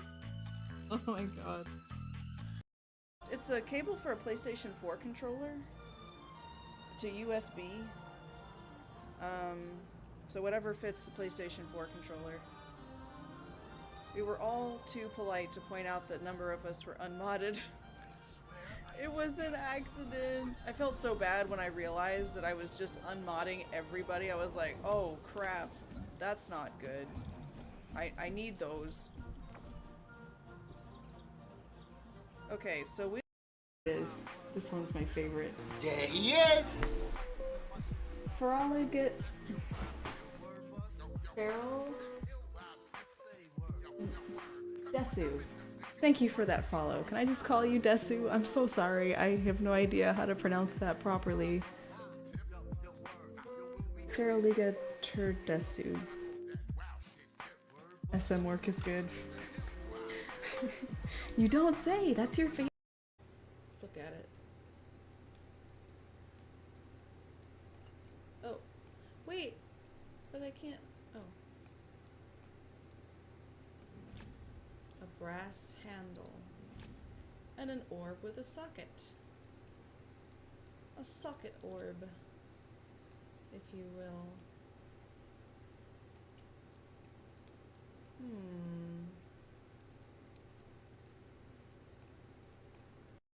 3 players.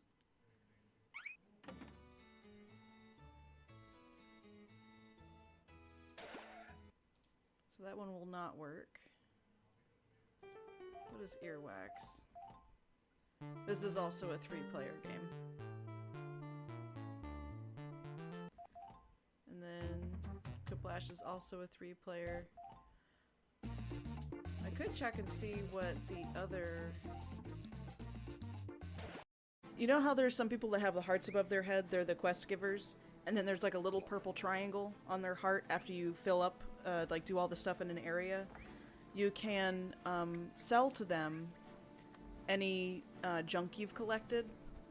But then also you can purchase like tasty cakes from them for karma. Karma is sort of like a secondary currency. But when you buy tasty cakes, your number 6 skill. I am not sure for my number 6. Oh, these. Gliding disabled. Oh! Mesmers can teleport people. Okay. Okay.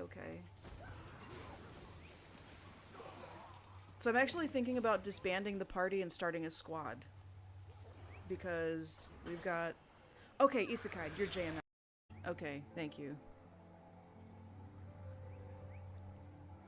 And, is it true that when you're at the crafting bench, you're able to see everything that you have in that crafting material storage? Like, you don't have to, go somewhere to extract stuff first? Is this a jumping puzzle? Can I do this? This looks like fun. Can I climb this thing? Oh. How How much you want to bet someone's hiding there? There's no Pico in his Gaio.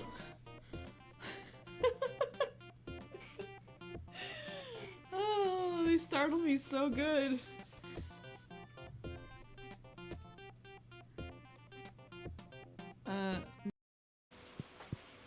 Oh, puppy. Oh my god. Oh my god, puppy.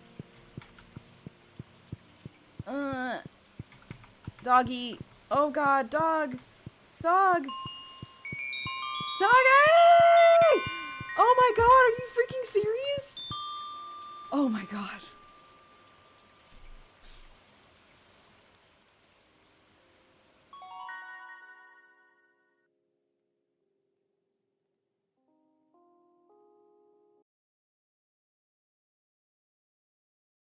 That was a time. Okay. So we're back with the Charr stuff.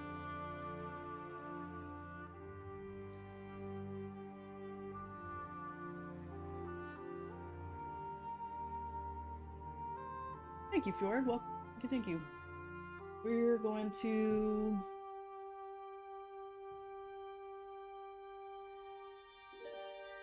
Wait. A single leader, the Con-ur? Oh, like Emperor or something. It's called Con-ur, but that's not the name of somebody. Okay. They fought anything they could, including themselves. Eventually, the many war bands were united under the single leader of the Con-ur. In the days before the gods of Tyria brought the humans to Tyria, the Charr battled with the Forgotten in the Blaze Ridge Mountains. Long after the Forgotten stopped threatening the Charr, the humans appeared, and with the help of their gods, pushed the Charr from their southern borders, conquering the land that became known as Ascalon at 100 BE. Along with being pushed back, the Con-ur was assassinated, preventing any hope that the Charr had to retake their lands. The death of the Con-ur caused a schism among his 4 children, who became known as Imperators, and brought the establishment of the High Legions. Oh, Ash, Blood, Flame, and Iron. Of course.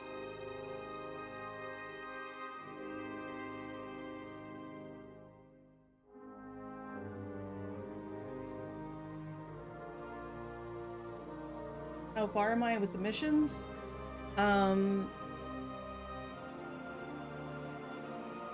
I think we did the very first one in post-searing, but I'm gonna switch tack with how I'm going through things. Like, basically I'm gonna focus on main missions, but I am going to replay through to get more of the side quests and stuff. Because it's a lot to go through, and I want to go through all of it because it's interesting that there's tie-ins in places you wouldn't expect. Like there was a optional bonus mission that you could do for this ghost in that first mission, and you had to find his pieces of armor, and it turns out that he is the ancestor of a character that you meet in Guild Wars 2 that eventually became a member of the Durman Priory, and she was like exploring in an area. But it's like that is such a that is such a interesting little detail to include and do a callback to. It's like, hey, did you ever do that bonus mission? Well, here's his great-great-granddaughter or whatever it was.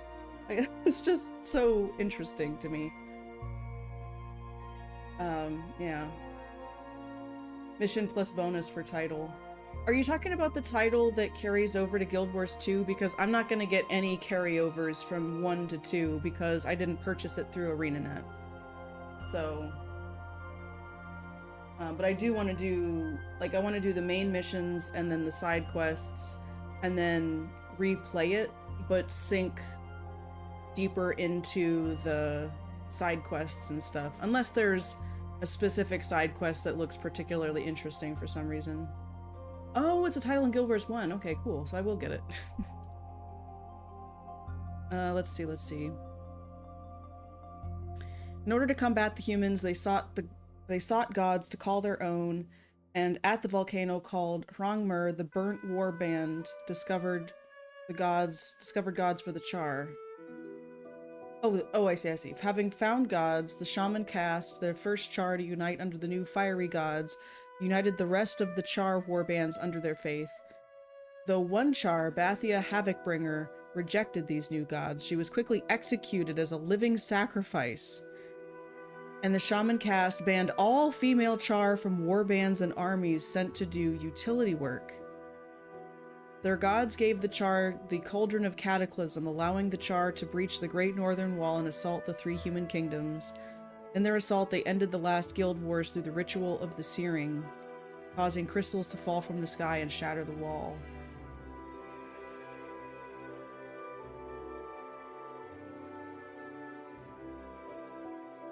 So many played PvE, so they did titles, hard mode, etc. Gotcha. Huh. For more story, they did Guild Wars Beyond? I'm not familiar with that.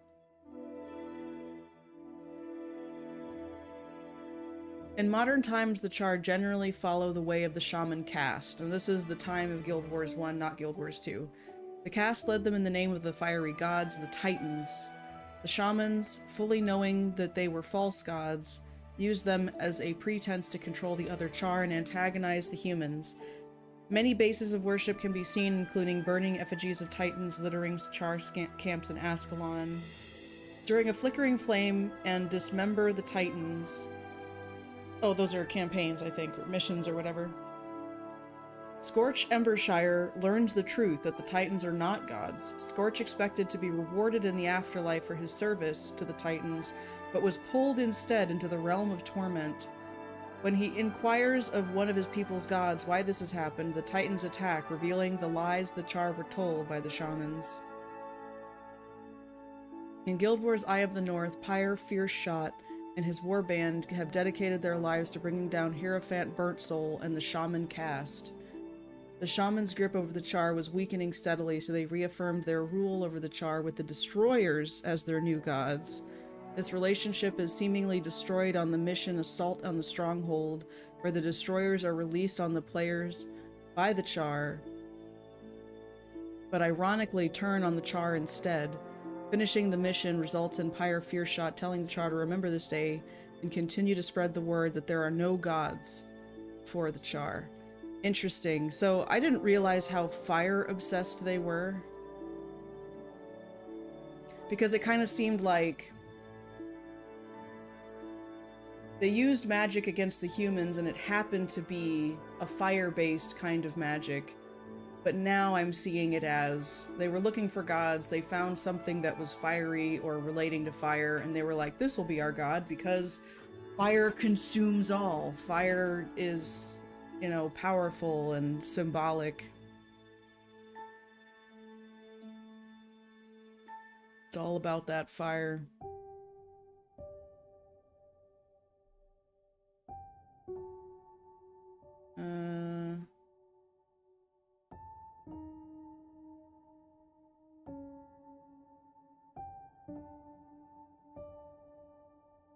All Charr encountered in Guild Wars 1 are male. Charr language? Oh. Common with a number of unique words and idioms, occasionally use grunts and roars. They do not have a written language, but they do use a limited series of ideograms as seen on the Charr battle plan decoder wheel.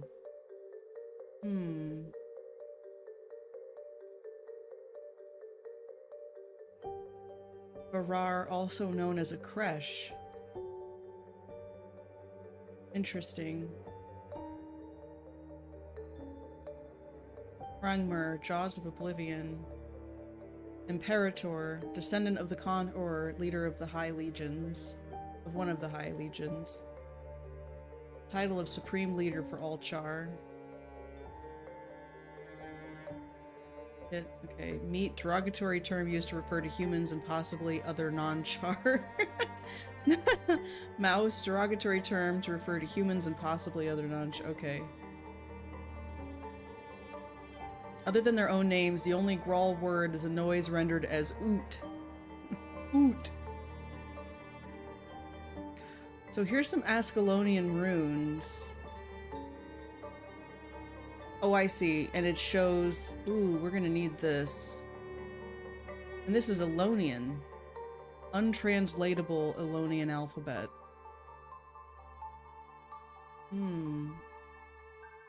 This is gonna be useful.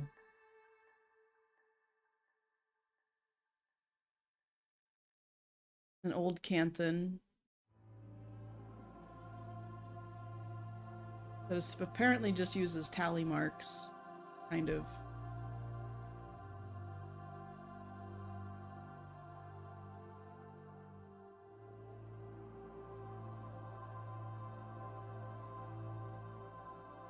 Old Crichton. So I took a screenshot of some pillars and stuff that we found in post-searing north of the wall.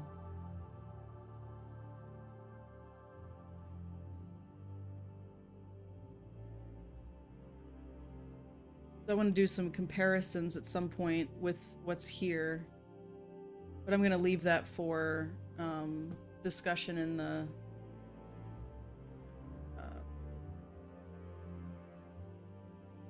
Discord.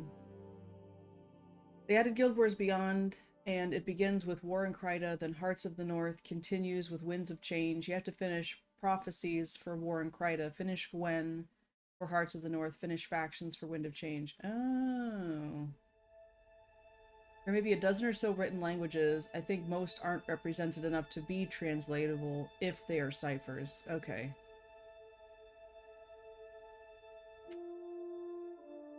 So the Charr here. Charr race was forged in the merciless crucible of war. It is all they know. War defines them, and their quest for dominion drives them ever onward. The weakling and the fool have no place among the Charr. Victory is all that matters, and it must be achieved by any means and at any cost.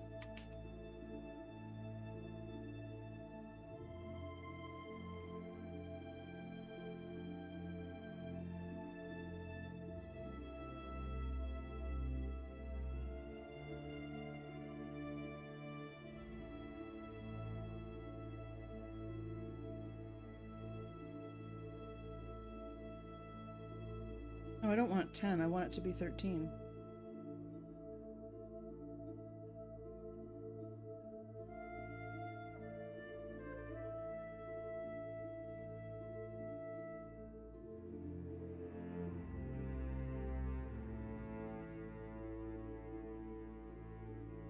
Large savage feline creatures that occupy much of eastern Tyria. They have renounced all gods as false, and instead view all life or magic to combat with a hard, cynical eye. Their culture has developed into a military state. So now it makes sense why the Flame Legion and was like ostracized for so long and seen as like a problem, I guess, or untrustworthy, because they were trying to stick to the ways of ceremony and having shaman and all these things, and like after that experience that the Charr had with the Titans being gods, they were like, no more of any of it. At least that's what it seems like to me.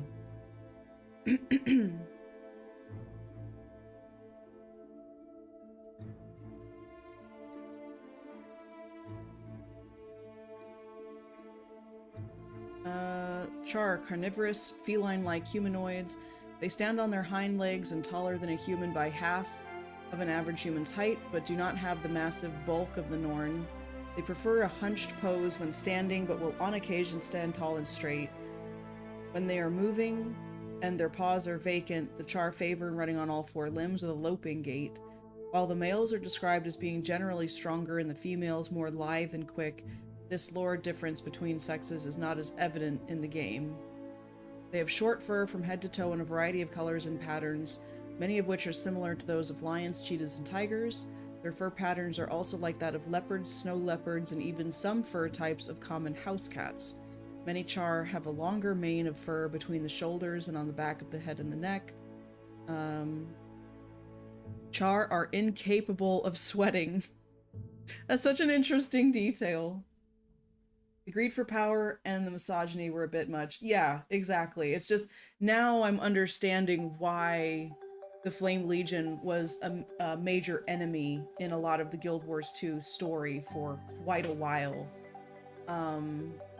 And why it was such a big deal for that one Flame Legion guy that was like, look, I just want peace. I want to bridge the gap. I want to, you know, heal the relationship of the Charr, and why there was a subsect of the Flame Legion that didn't want that, and there were those who did want that. Like, that conflict just makes a lot more sense now. Yes, Ephraim Greets Glory. That's the guy. Because I remember playing through that and being like, why does everybody hate them so much? I don't understand where that's coming from. And then reading through the Guild Wars 1 introduction of the Charr, it's like, oh, okay. Their muzzle is elongated, mouths filled with prominent sharp teeth.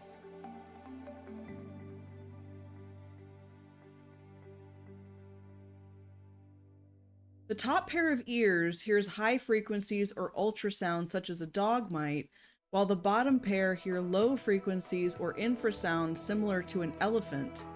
They have difficulty hearing mid-frequency sounds such as those used in human speech, which can aggravate already tense Charr-human relations.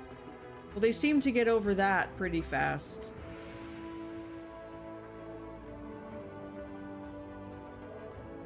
They have a sharp set of claws, which can be used as knives for general tasks. It appears they tend to rely more on weapons when fighting. Well, yeah, can you imagine having to pick out flesh and hair and bits and bobs from under your claws every day after battle? That's annoying. Charr cubs are born fully furred with eyes, open eyes, and functional limbs. Within a few days, cubs can follow their mothers over even the harshest terrain. They eat meat within a month of birth and are fully independent several months later. The cubs mature at about the same rate as humans. They mature at the same rate as humans, but within a few days of birth, they follow their mothers over the harshest terrain. I don't think that tracks. I guess they mean emotionally or intellectually.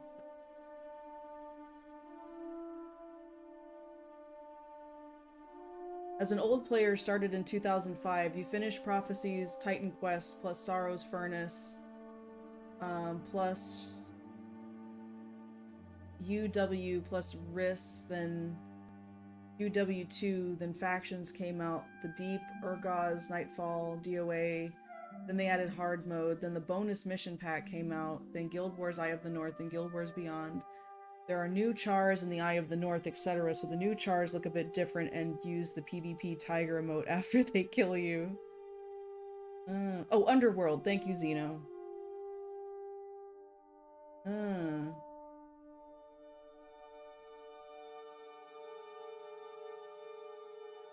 Very interesting. Culture. This is something I wish I had known about before playing as the Charr.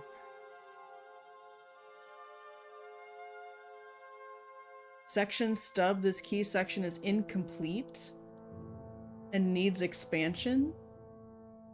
Non-High Legion culture should be mentioned. Huh. Concept of a teenage Charr. Yeah, I don't know that you really see teenage Charr. You just it's just like they're either cubs or they're fully grown, and that's all you see. Primarily military. Their society, technology, and relationships are very much focused on supporting war. Society is built around military units, of which Charr become a part from early childhood.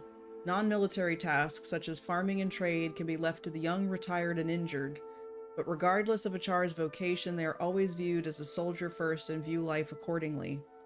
The weak and the foolhardy are viewed with particular contempt, such behavior can result in becoming a gladium, or in the worst case, one's name being stricken from the race's history. Wow, Indemnatio Memoriae much?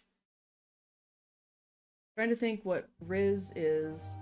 I didn't do a lot of the harder content since I soloed, didn't get heroes until quite late.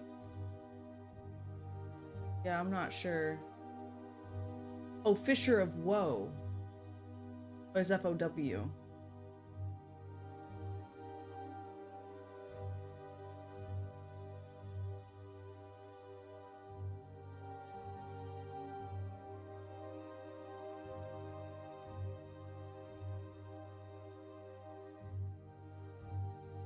Gladia are Charr who have lost their warband. It is the lowest rank in society, as the Charr has lost what they consider to be more important than their family.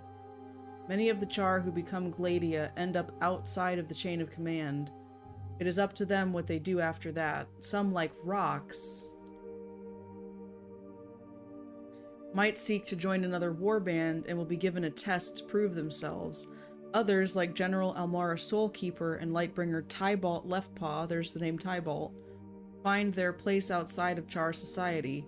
It is acceptable for a group of Gladia to form a new warband on their own. Soldiers who have just lost their warbands must report to their former tribune in order to register themselves as Gladia. Some Gladia may even seek employment as free agents who go on various, often discreet missions for the High Legions. Known Gladia. Oh wow, there's quite a list here. Ryland Steelcatcher. Ugh. Ugh.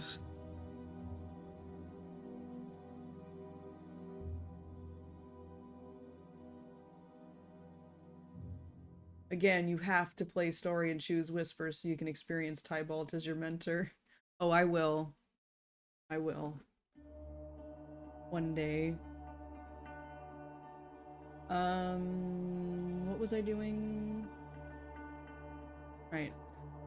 Charr on occasion mate for life, but most relationships are more casual and temporary. Biological relationships are recognized, but adult Charr traditionally have very little contact with their parents or siblings, though in recent years this has been silently changing. Biological family will sometimes respond to a Charr's dishonorable or contemptible action, which might reflect poorly on the entire family and its reputation. As soon as a cub is weaned at around a year of age, they enter the Farar of one of their parents' legion. There they form their first warband and are trained as military units under the supervision of an adult.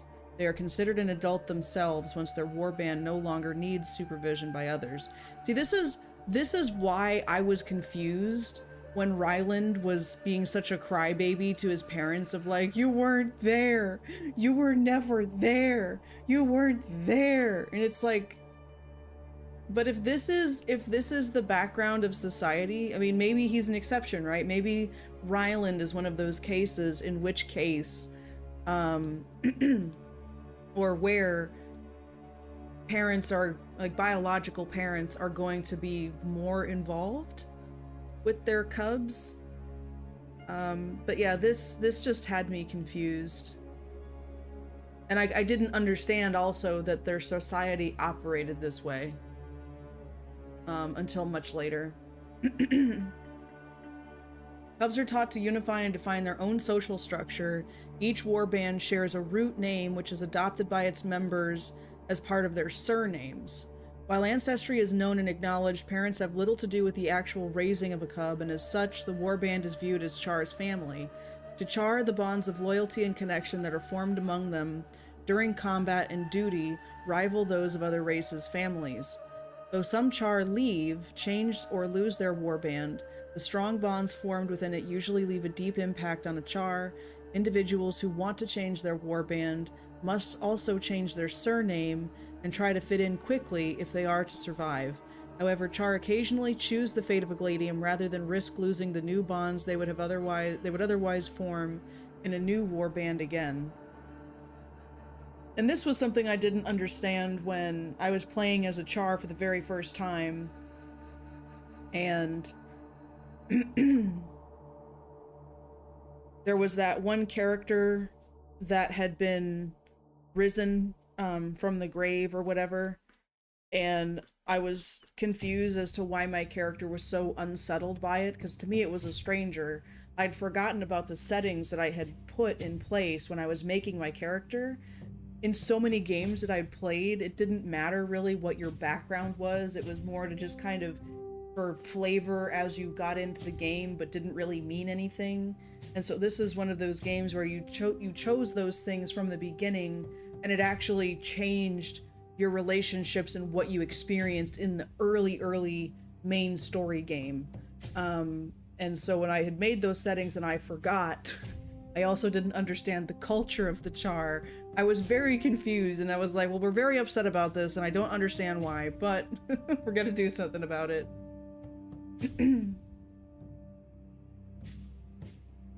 Wonder if Ryland would have had a chance if Smoder hadn't sabotaged the meeting by killing... Yeah, that one. Yeah, I think I know who you're talking about. Underworld and Fisher of Woe from back in the days. And back in the days, the PvP team of your region had to win the Hall of Heroes to make it accessible. Ooh.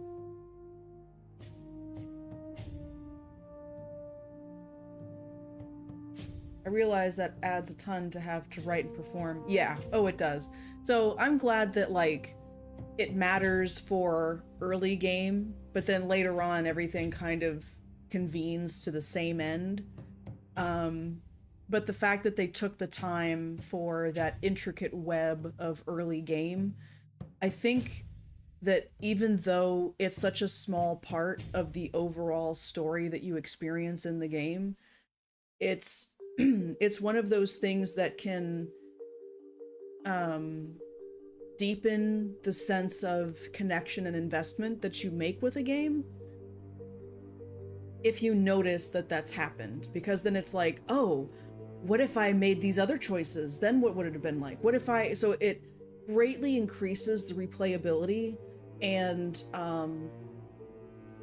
just it adds a touch that I think is enough, even if it's a limited scope, that makes it interesting. And it's like, I want to play one like this now, and now I want to play one like this and the other. Make me taking notes here for starting Guild Wars 2. That's awesome, Fjord. I'm so happy. That is, I think, a something else that I'm really looking forward to is kind of bridging between the player base of Guild Wars 1 and Guild Wars 2. So people that are playing Guild Wars 2, if they didn't know, like, oh yeah, a lot of the stuff that's referenced in Guild Wars 2, you can experience it firsthand and step back in time to see Guild Wars 1, because there is so much crossover and referencing. Or people who are currently playing Guild Wars 1 might take an interest into Guild Wars 2 if it's like, you can revisit a lot of the same areas, and while it doesn't look exactly the same, it's fallen to ruin because of wars and magic and dragons and, you know, bears, oh my, like whatever, but there's still a remnant of it that you can see that continues on or that exists into the future. And they also are going to get those references. They're going to meet characters that are going to talk about figures and events that were from Guild Wars 1. And it'll cue in like, oh, I was there for that. I remember that. So it's cool. Occasionally a choice makes a difference, like having Sylvari when playing Heart of Thorns, or being an engineer for a particular hero challenge, but not the really individual classes. Pact faction choice comes up a few times way into the game. That's nice, but don't work for me. No, that's fine. It's not going to be for everybody. It's just something that might happen that is something that I hope to encourage. Guild Wars 1 is like League of Legends? Ew. League of Legends? League of Legends! I played League of Legends for like... I don't know, maybe a week. Like a couple of games, and I don't understand the comparison. That doesn't make any sense to me. I can understand the group PvP of like, here's a 5-man group or a 10-man group or however it's structured. I didn't do PvP in Guild Wars 1, but like I can see that kind of crossover. Okay, it's not the same, okay, because I wasn't sure. I was like, wait a minute. If there is a new game which is like, don't know, Guild Wars 2 is like Minecraft? Huh? PvP talks... Yeah, there's... In League of Legends, there's PvP toxicity for sure. But it was also just such a time sink. Like, you would play a match and it would be like 40 or 45 minutes, and things might be going well and just devolve suddenly.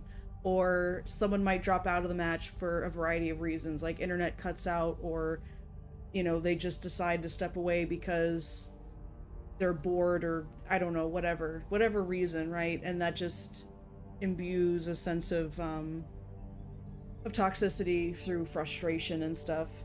Anyway. I just love both because I really like the lore. It's not just the gameplay for me. Blame game haunts yeah. Oh yeah.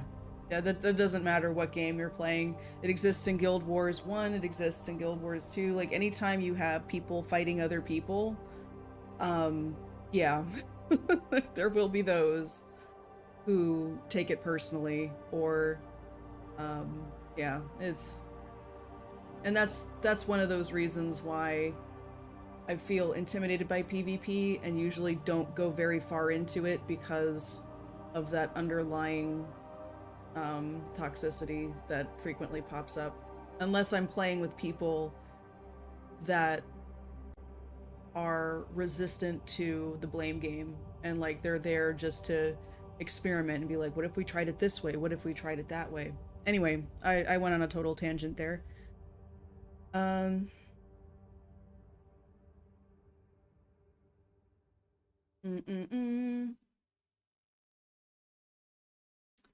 Define their own social structure. Yep.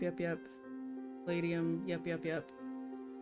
With the subjugation of the female Charr by the Flame Legion ended, male and female were once again viewed as equals.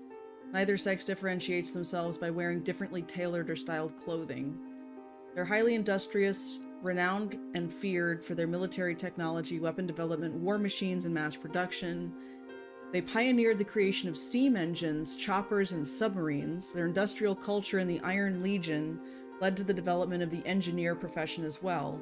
Charr have also crafted some of the finest clockwork and spring-driven devices in Tyria. Their development and technology eventually led to the invention of the printing press, which in turn propagated the widespread use of New Crichton language. While the average Charr of the High Legions is willing to embrace technology, many view the use of magic as a sign of weakness, and most distrust magic users as a whole. Much of Charr-occupied land has been repurposed to farms and fields for livestock and their feed. Cattle, sheep, warthogs, doliacs, devourers are their primary sources of nutrition. Meat festivals, such as Meattoberfest, are held as a type of cultural celebration as well. And due to their history, many Charr shun religion. They do not accept any god's authority and quickly anger on topics of Charr worship or manipulation by godlike beings. Charr acknowledge other races' gods as beings of power, but do not see anything as worthy of worship. In the case of the human gods, the Charr view the deities as beings to fight and strive to kill. At most, any reverence is limited only to great heroes of Charr history and their deeds, such as Pyre Fierce-Shot and Kala Scorchrazor. Nice. Meattoberfest. Good sportsmanship isn't as common, unfortunately. Yeah, I agree, Rolls McRock. And it's like, it can stem for so many reasons. Like, you know, it's just, people are people, we make mistakes, we have our buttons or our scars, our tender points, and sometimes there's just a perfect storm that brings out the worst in people. But, you know, life goes on. The difference is people who are self-aware and will at least come back later to say, wow, you know, sorry about that behavior was uncharacteristic or whatever. Like they can come back around and they work on improving themselves rather than acting like that behavior is just normal or part of life, or like nothing they can do about it, like I'm just this way. It's like, well, been loving listening. I enjoy just been trying to learn what I can and listen when my ears can multitask. Yeah, absolutely. This is sort of like a story time as well. Charr society is built around a military chain of command that every cub is raised to respect. The de jure head of the chain of command is the Con-Ur, considered the Primus Imperator. They rank above the imperators of all 4 legions and coordinate all the armies of the Charr. There is currently no Con-Ur because no Charr holds the leadership artifact, the Claw of Con-Ur. The Charr nation is therefore currently led by Cratocratic oligarchy, consisting of leaders from the 4 high legions. Each legion has a Primus warband for which the legion is named and is led by an Imperator, a descendant of the original Con-Ur. If an Imperator can obtain the Claw, as well as perform a great deed, that Charr may claim the title of Con-Ur. Interesting.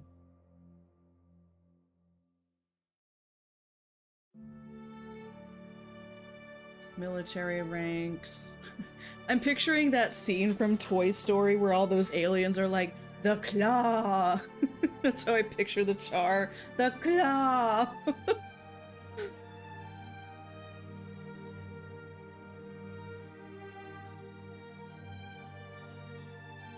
That is so fascinating that they went from something considered to be beasts and war above all else and everything, and there's still a lot of that. Like, they're very oh look at him, it's so cute. His little ears. I can't.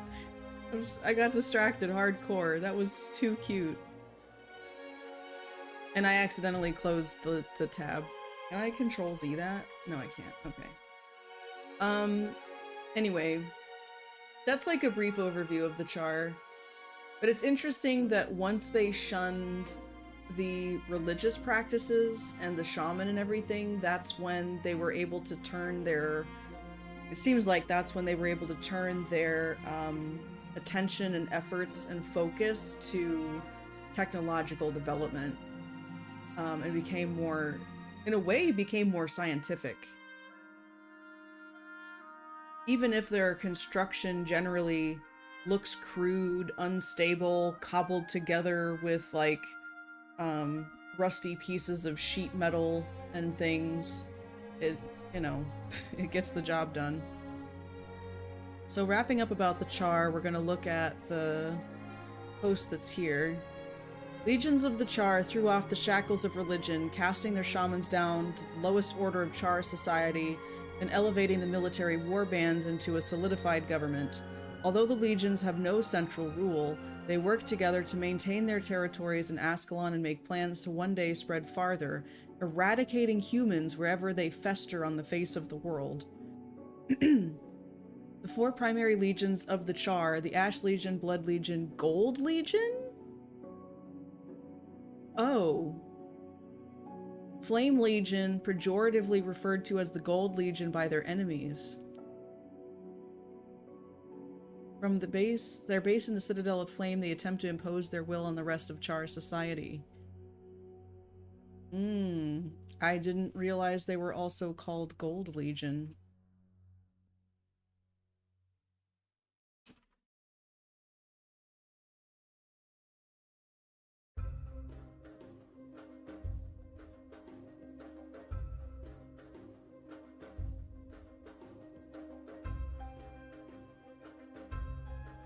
The tanks are pretty slick. Right click, reopen, close tab. Yay, he's back! My little friend.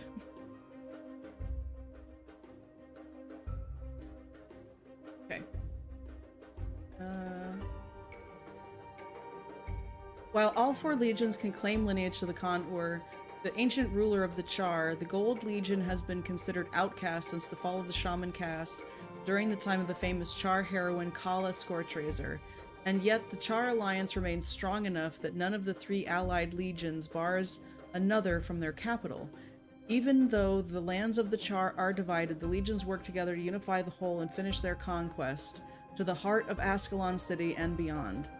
The fall of the Charr shamans from their height as leaders affected more than the Gold Legion. While shaman are still considered useful to the war effort, they're also viewed as dangerous and subversive and are almost universally scorned. No Charr in the New Age would willingly suffer a shaman to rule them. Even after more than 200 years, the Charr still bristle at the memories of the time when the shaman and the titans held power over them. The Charr of today are fierce in their rejection of all gods and any who serve them. They do not accept any god's authority and are quick-tempered about any Charr worship or manipulation by godlike beings.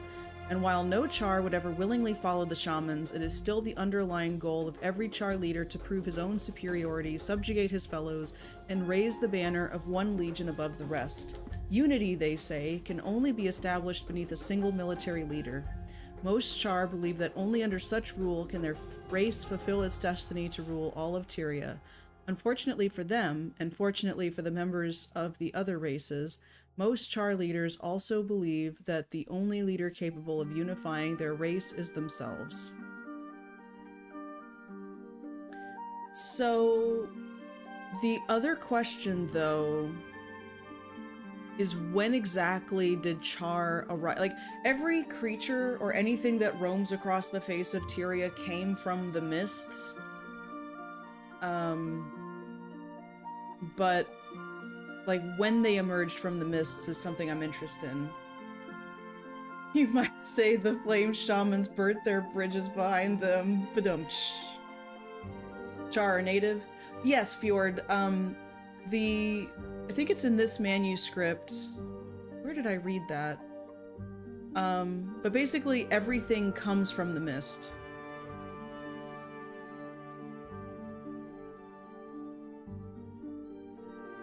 So, let's see, is there anything about Charr in here? And then the Forgotten were, like, caretakers of the land. So, like, here in 10,000 BE, for example, we have a reference to the dwarves.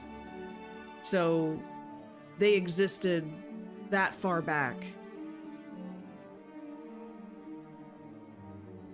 And then here's the Kodan. They also existed back here.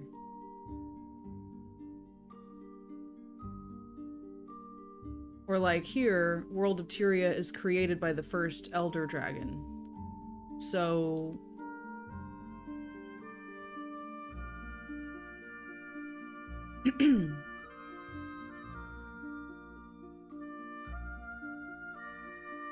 Here it mentions the Charr.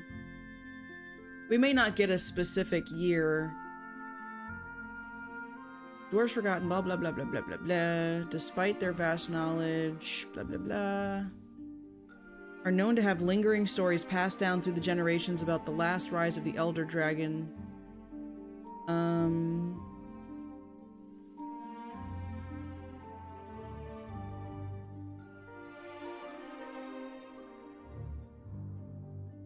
Eventually joined forces. Yep.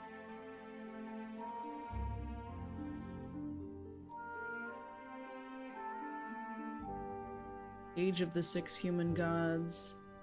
Ooh, this is really good, actually. I didn't read about this. I didn't read this article in the first Tyria history episode. This would have been a really good one.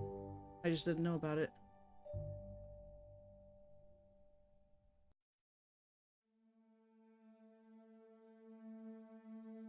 Missing End of Dragons lore.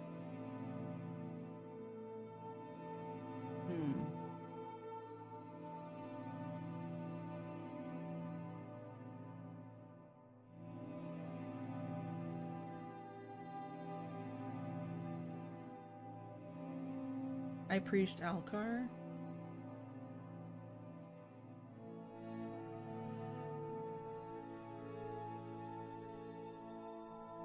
This and Legends of Ancient Ascalon is a book found in the Derman Priory Special Collections.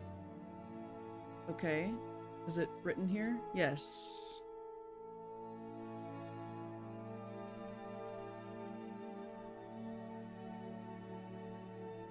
Tells ancient Charr legends about Ascalon. It was a mythology book compiled by Sita Command Heart. Once fearsome beasts walked the land, these giants ripped smaller animals apart with their sharp teeth and kicked rocks miles away. Okay. The creatures had claws longer than Charr arms that they used to spear and cook their prey. These creatures died because they did not work in war bands. When dragons attacked, they fought and died alone. The Charr ruled Ascalon differently. We made warbands and legions. We made armies. Then the humans arrived and pushed us from our land. We retaliated and took it back. Huh. This is Living World Season 2, I guess.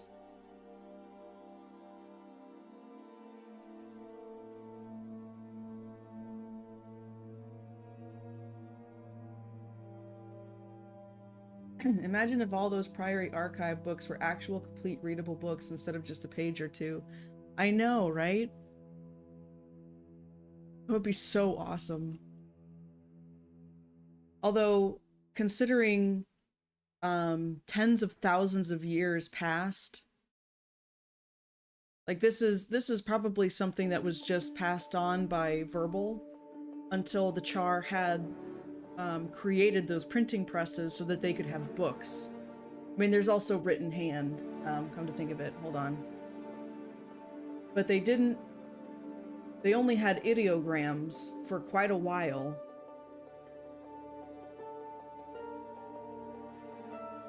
So it must have been passed on by oral tradition, stories, songs, things like that. And considering how simplistic their language appeared to be, according to Guild Wars 1 lore, then it would make sense that a lot of it is open to interpretation and kind of non-specific. However, I wish more books were, like, had more stuff available in it.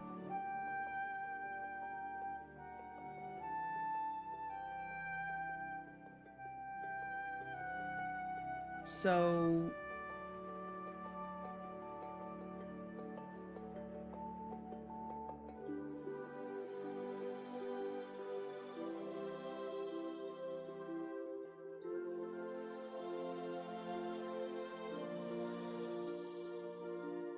I wonder if I can just Google it.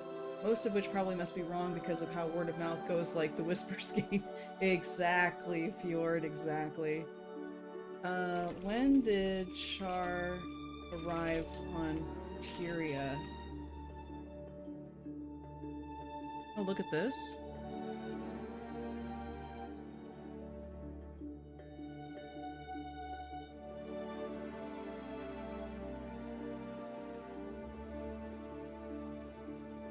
Look at this. In 1072 AE, the Titans were unleashed across Tyria due to the actions of Vizier Kilbron as part of the Flameseeker prophecies.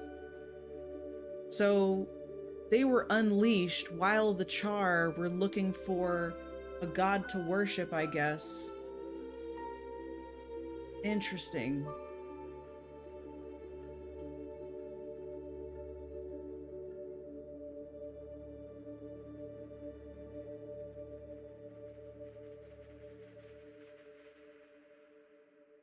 So they were definitely here before humans were here.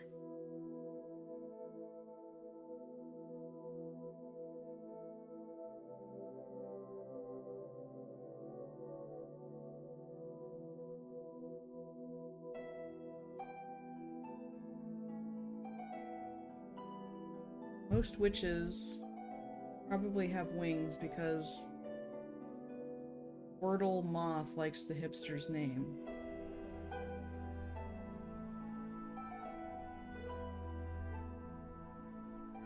I'm not sure what you mean. Went over my head. Whoosh.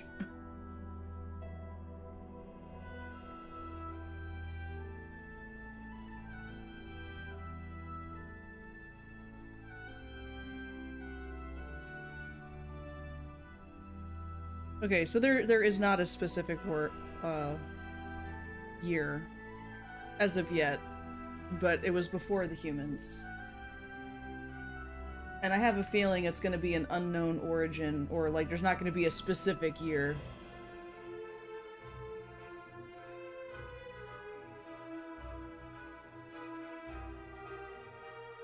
Oh.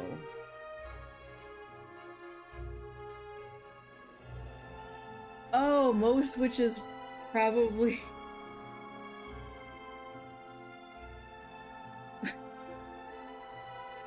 I get it now. I get it now. That's funny.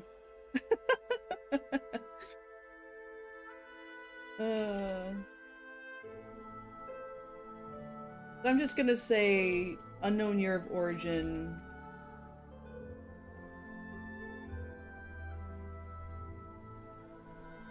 But before humans.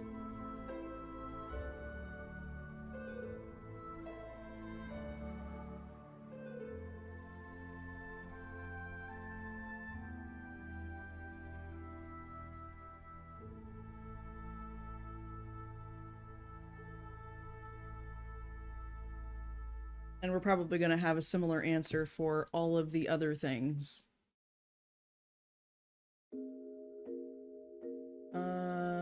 So what now? I guess Asura. Why not?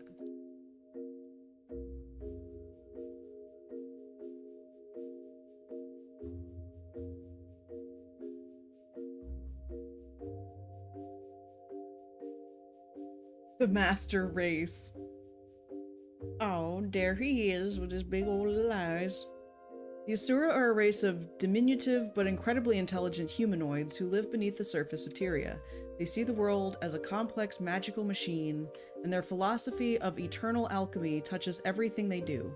Inventors, scientists, and spellcasters of every stripe, the Asura consider many other races beneath them and are not afraid to tell them so at every opportunity.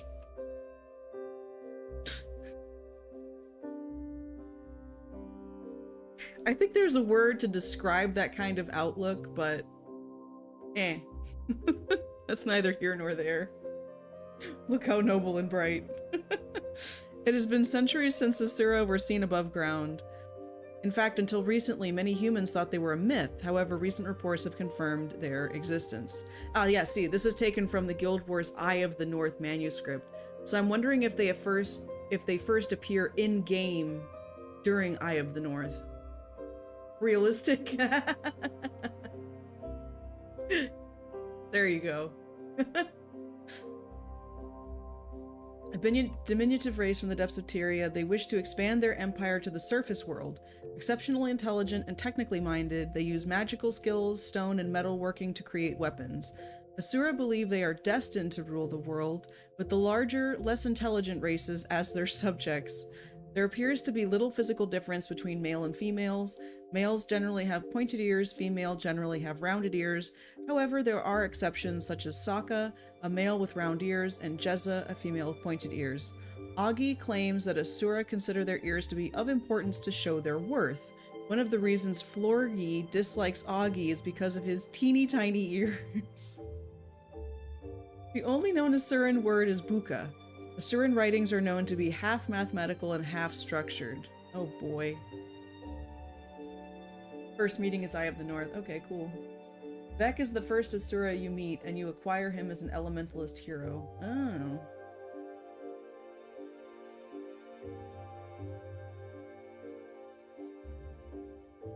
Another Buka. Wait, what does Buka mean? It's the only known word, but it doesn't say what it means. Wow. Can you be helped? Most curious. What now? What's your problem? You aren't from around here.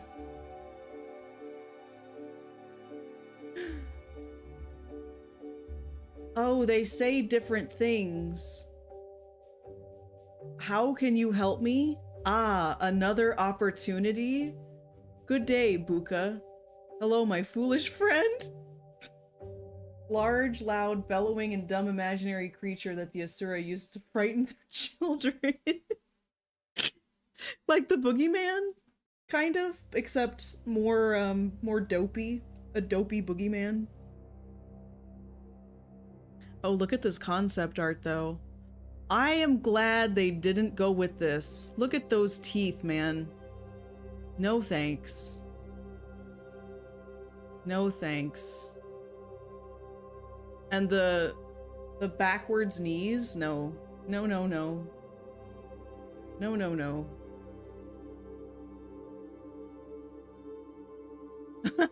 Imagine if they looked like this instead. They look like water creatures.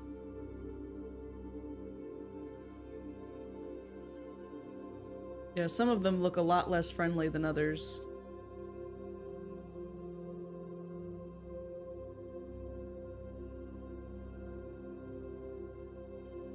Oh, here's one of their underground dwellings. Okay.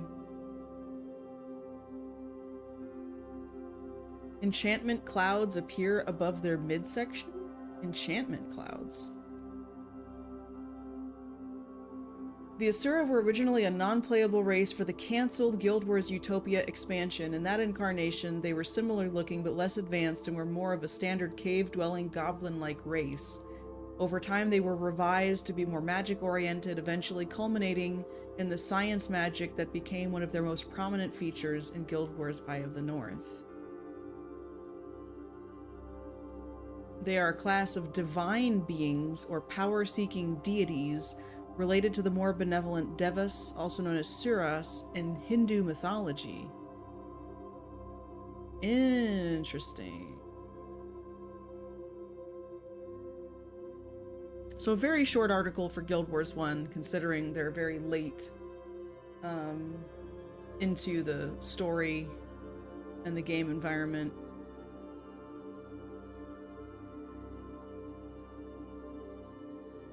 There's a guy in a bar in Guild Wars 2 that you overhear saying to someone, "I ran into an Asura the other day, called me a buka. I think she likes me." These alchemagical inventors may be short in stature, but they're intellectual giants. Among the Asura, it's not the strong who survive, but the clever. Other races believe they should rule by virtue of their power and strength, but they're deluding themselves. In due time, all will serve the Asura. Okay.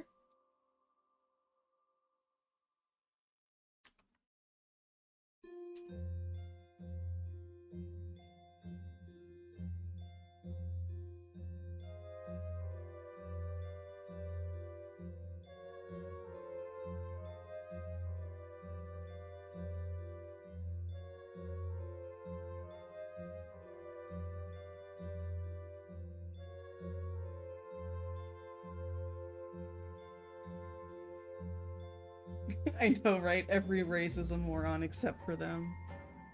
Oh, look at this. Is that New Crichton? Are a race of diminutive artisans who secretly dwelt below ground for thousands of years until the minions of the Great Destroyer forced them out of their underground homes in 1078 AE. Since then, they have adapted to surface life and quickly established themselves as one of the most powerful races in Tyria. The Asura are one of 5 playable races. Yep.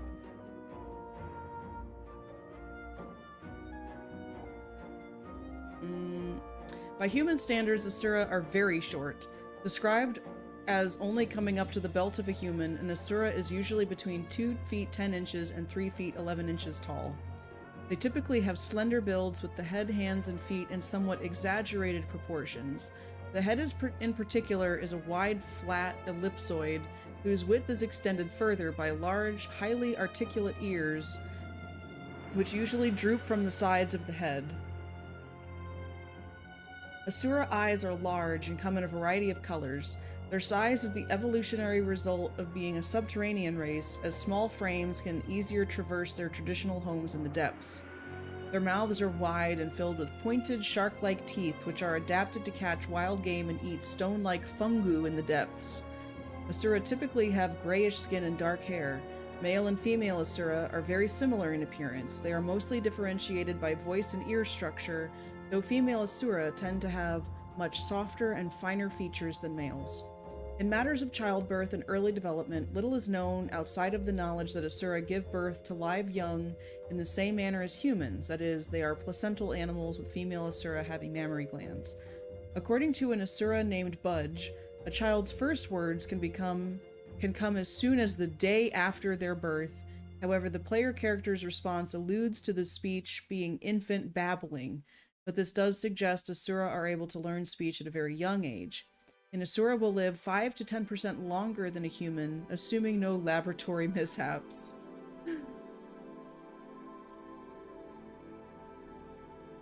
I remember that day like it was yesterday. Destroyers, run! The Asura value intelligence and intellectual superiority over all other attributes. Individual Asura will dedicate an entire lifespan to building a portfolio of successful projects or becoming the foremost expert of some tiny aspect of the arcane. They constantly seek to prove their own intellectual superiority and, by extension, the superiority of the Asura race. This typically results in Asura being arrogant to the point of rudeness towards others, especially towards non-Asura races. The Asura have quickly established their intellectual and magical superiority over the other races and view them as useful primarily for heavy lifting, taking risks, and asking stupid questions. Asura magical technology is second to none. Their experiments with magic are evident through the impressive floating structures found around and within their cities. Many Asura study the difficult art of golemancy, and golems are often used for defensive and general work. The golem's complete absence of intelligence and huge size complements the Asura perfectly. The most important contribution of the Asura to Tyrian society is the Asura Gate network, which links many of the major cities of Tyria. To maintain this, they have retained a neutral attitude to all races. The Asura education holds three forms. First, children learn in small groups and labs within Metrica Province. When they're old enough, if they qualify, they join one of three Asuran colleges: Statics, Dynamics, and Synergetics. Thirdly, Asura will often study under mentors as an assistant. It's unclear when this takes place in the Asuran education span, however. After graduation from college, Asura typically join a crew and a lab until they can become their own crew leaders. We prefer to be called autistic. And babbling is simple equations.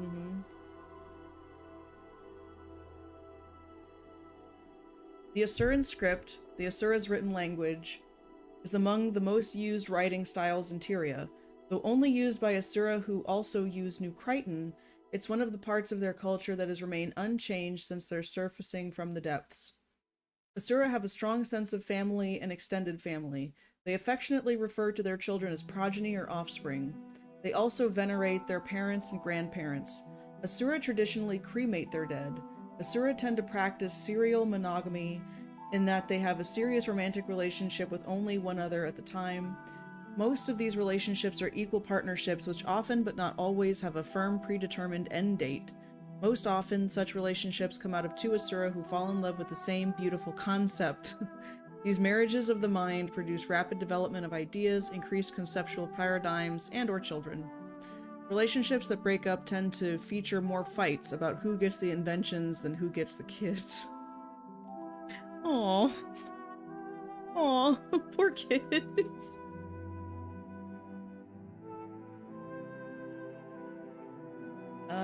Asura believe in the eternal alchemy, the idea that all beings and magic in the world are a part or a function of a greater purpose or machine.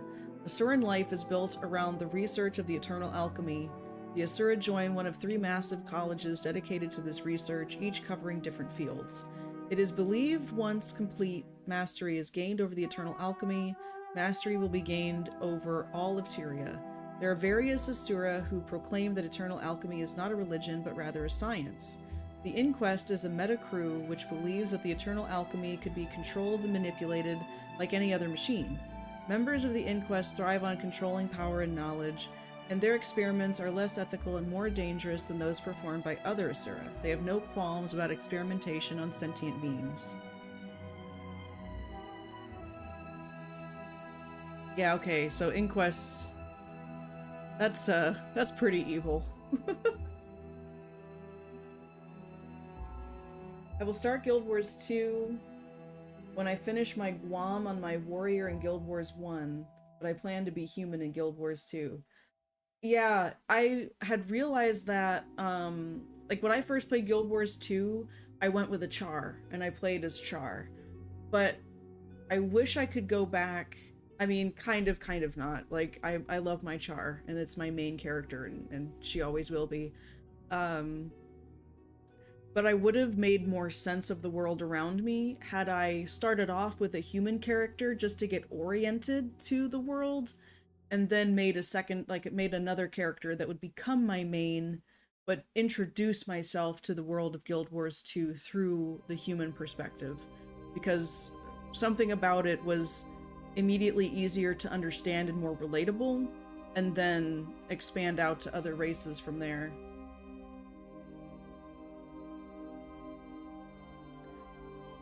Let's see. Rather than organized government, the Asura prefer to utilize crews.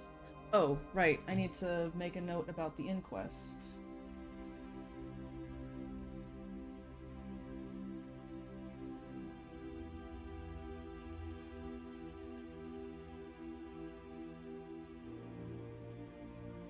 Asura prefer to utilize crews, small efficient task forces led by the most experienced member, designed to allow any individual Asura to reach their maximum potential in any particular task. The Asura also have a group known as the Arcane Council, who are responsible for the mundane parts of Asura city life. The members of this council rotate. The membership into this council is granted by performing a task which benefits the Asura as a whole.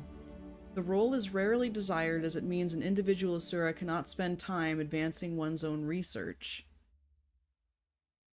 Interesting. Arcane Council. Often consists of short, sharp first name with 1 or 2 syllables. Feminine Asura names typically end in I or A, not required to do so. Those who choose to take a last name of a style similar to humans are rare and considered eccentrics, and their surname is often ignored by other Asura. Ooh. The Emergence. Oh, there's the Golem with them.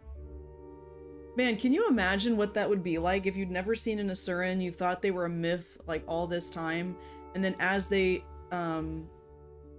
like emerge from the underground, first you see like all of these little strange looking people coming out and you're like, wait a minute, what is this? And then you see like this towering golem following from behind them. Like how terrifying and strange that would be. Zealots of Shiver Peak is the oldest Guild Wars guild, played an important role in the official backstory lore of Guild Wars. The dark predecessors of the current guild were responsible for the death of Divana's father. Ooh. Spicy.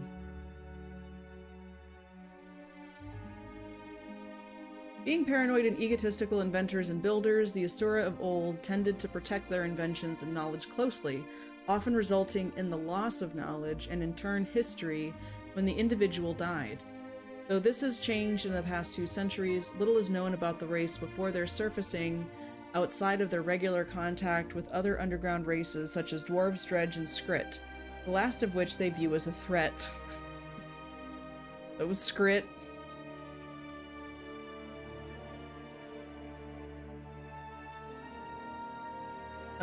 However, their Asuragate network spanned the depths of Tyria and the full Asuran civilization.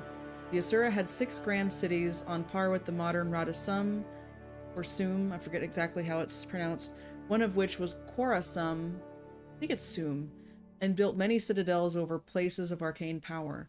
One of these was Central Transfer Chamber, which housed the original network of Asura Gates and was built over the hibernating Elder Dragon Primordius. The network was powered by magic seeping out of Primordius, whom the Asura mistook for a statue while it slept. In 1078 AE, Primordius' dragon champion Great Destroyer stirred from beneath one of the Asura's citadels and used the gate network to send swarms of destroyers throughout the depths. The Great Destroyer annihilated much of Asuran civilization, forcing survivors to the surface until its death beneath the maw of its hibernating master. Since then, the majority made a home among the magical ruins found in the Tarnished Coast, where they quickly learned how to harness the magical energies to advance their research and establish foothold above ground. The Asura were not fully pushed out of the depths, however, until Primordius' own awakening in 1120 AE, when other subterranean races, particularly the Skrit, were also forced out. Recently, Derman Priory researchers discovered the ancient Asuran city of Radapten in the Criterion Canyon beneath the Steam Spur Mountains. Now, few Asura held any interest in returning to the depths.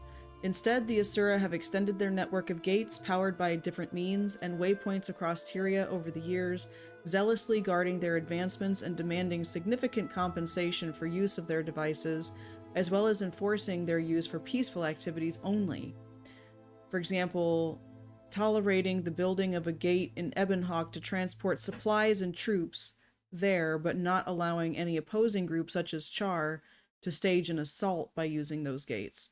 As such, they play a prominent role in most interracial dealings and travel.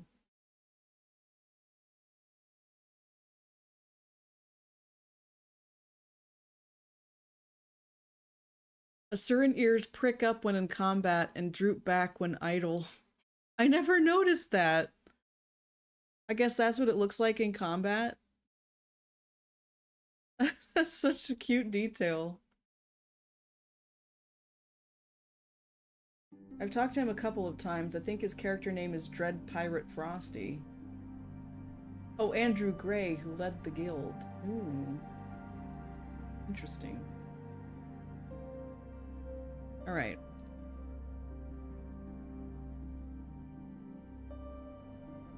Various Asuran structures have engraved Asuran script text on the walls, ceiling, floor, and roof. This text reads, "We are the Asura, lords of the deep domains that are now denied to us. Overwhelmed by numbers, power, and brute force, we have been forced to this open, sun-filled world and forced to recreate our civilization. That we have succeeded is a testament to the indomitable spirit and innate intelligence of our people. In every day and with every invention, we rebuild our world and bend reality to match our needs. The eternal alchemy states that everything is interwoven, that the actions of a single Asura of one experiment can have wider implications throughout the world. We are all part of the eternal alchemy, whether as cogs, pistons, wheels, springs, or arcanic crystals, the ultimate goal in life to comprehend the greater purpose of the eternal alchemy and strive in perfecting it." Asura in Buddhism is the name of the lowest ranks of the deities or demigods of the Kamadhatu. The term Asura predates Buddhism, originating from Hinduism, being one of the possibilities for reincarnation. They are a race of beings in constant war with Deva.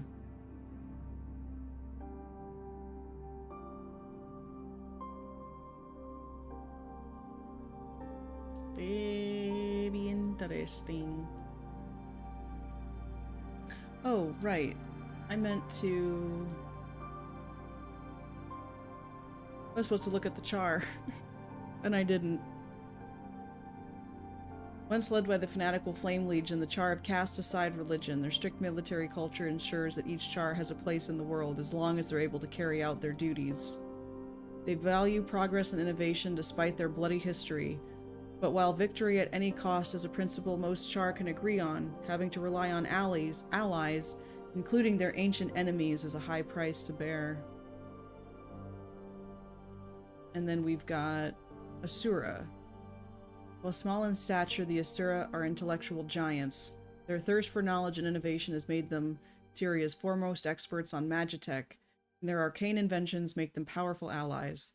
The Asuran society is competitive and fast-paced, facing each danger as a puzzle to solve, but the urgent threat of the Elder Dragons has forced them to admit they don't have all the answers. Yeah. Oh, I will. One of these days I will. I mean, I have an alt already established that I'm going to play through at some point.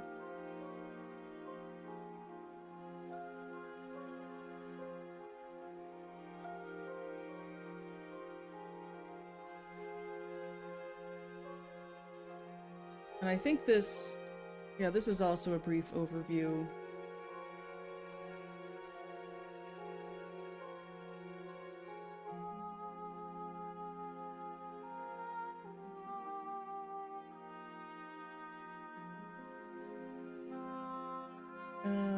Where was I? Read through this. Right, yep. Okay. So this is from the Movement of the World again. The Asura are a subterranean race driven to the surface during the time of the Great Destroyer. Incredibly intelligent, they use their skills with magic and crafting to establish their presence on the surface. With the sudden absence of the dwarves, the Asura became the foremost crafters on Tyria, their abilities and skills instantly invaluable. The Asura acclimated to life above ground in the wake of the destroyers, creating cities that span territory above and below the surface. Although the Asura have grown to appreciate the skills and talents of other races, often using them in experiments or on dangerous missions, they still hold fast to their organized society. They have no organized government, preferring to create crews and follow the most experienced leader for the duration of each individual task. The short stature of this race has not impeded their confidence, however. In fact, one might even call them condescending, as they are perhaps a touch too confident for the comfort of some other races. The Asura believe they are destined to rule the larger, less intelligent races of the world. They see humans especially as quite good for heavy lifting, and in general terms view other races as merely pawns to be manipulated in Asuran schemes. As a step in their master plans, the Asura established good relations with every other intelligent race on Tyria, from the militant Charr to the inquisitive Sylvari. They even established Asura gates in major cities to provide safe passage from city to city and promote trade. However, they control these gates jealously, maintaining their trade routes and their neutrality as carefully as a gem, always keeping themselves on the edges of disputes and wars. Their own cities are far off the main paths of travel, distant even from central Lion's Arch. There they perform experiments, searching for new magics and new power to control. Although some say the Asura have integrated into society, it would be more accurate to say they're creeping over like ivy and moss, fingers digging into crevices where their magic can take hold. In some ways, they fear the caverns beneath the earth, still troubled by horrible beasts of fire and scale. The dragon that dwells in the depths threatens them above all, forcing them to abandon their ancient ways and discover new resources.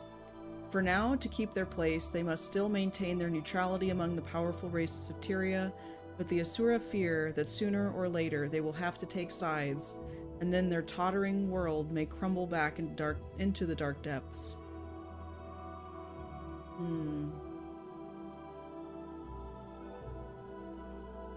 So...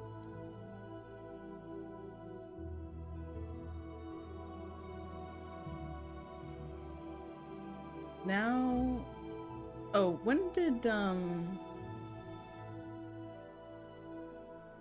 yeah, 1078 AE. They existed a lot earlier than that, but I'm just gonna say that they emerged in 1078 AE.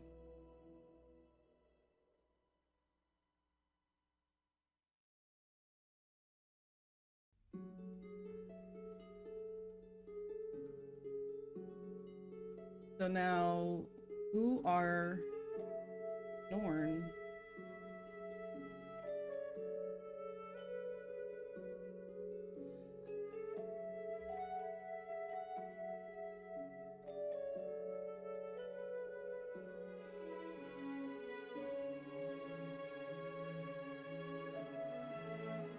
Nine-foot-tall warriors who live in northernmost Shiver Peaks. They revel in the harsh climbs, leading dangerous lives among savage beasts. These mighty hunters are not organized into a single nation. Instead, those who display exceptional strength and prowess in battle establish homesteads. Though they are certainly not considered rulers, they often spend years at a time tracking a particularly strong or clever quarry. They never give up on a battle, a pursuit, or a friend. The Norn revere the spirits of nature, from the wolf to the snow lynx, but the most powerful of these is the bear spirit, who according to myth blessed the Norn with the ability to change shape and become the bear. A race of shape-shifting half-giants from the north, the Norn value personal strength, victory, and purifying the soul through battle. They revere the spirits of animals and call on them like shamans. Norn can access a skill that changes them into half-Norn, half-bear, with increased health and melee damage. The Norn are a highly independent race with a fighter-centric society, holding strength and prowess in combat above everything else. To a Norn, the greatest shame is not dying in battle, but rather not having the tale of their life, especially death, told. Due to their independence, the Norn are hardly seen in large parties with the exception of great hunts, festivities, and in the larger homesteads like Gunner's Hold.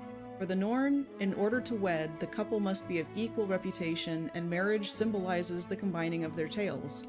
During the wedding, someone must speak on the behalf of the two to show their worth for the other. The Norn are not able to interbreed with humans, although Olaf Olafsson, his daughter, and Nira imply or state otherwise. According to Jorah, the Norn believe in the Hall of Spirits, a place where the brave live forever.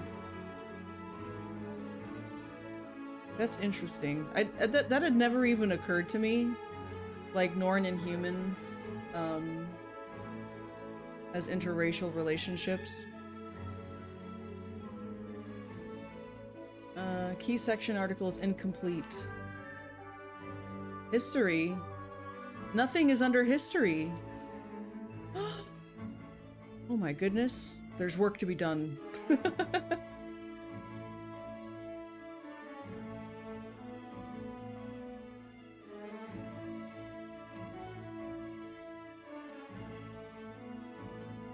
Yeah, they are physically similar. And then based off of what I just read, they sound rather druidic in the shape-shifting part. Like, it's not correct, but every time I hear a druid, I immediately associate it with shapeshifter, even though there's multiple interpretations of what a druid is and what a druid does. For whatever reason, in my mind, I think, oh, they're a druid. They live out in the woods, they commune with nature, they understand maybe some magics or herbal remedies or rituals. They're ritualistic, and they're shamanistic as well, and they have the ability to shapeshift and commune with the spirits of the land, the spirits of the animals. Like, that's kind of the overall picture of what I think of when I hear druid. Norn culture is highly individualistic, with a focus on personal success and glory, particularly when gained from the hunt or in battle. The Norn do not fear death, as they believe the bold and strong can achieve immortality, but they do fear they will be weak and end up forgotten. As a result, each Norn seeks to prove themselves, to build their legend through feats of individual valor and great victories. Every Norn hopes their legend will be told by the Skald, and celebrated at a moot with a story and song.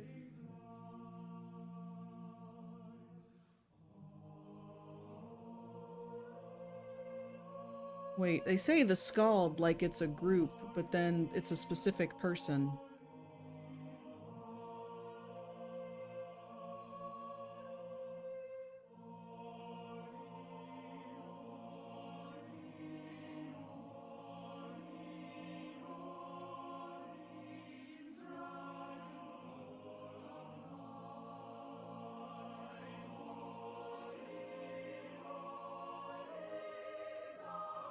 Norn usually have a great sense of personal honor, for a Norn without respect from others is already forgotten. For many Norn, the focus on prestige means they're willing to accept any challenge which will prove their worth.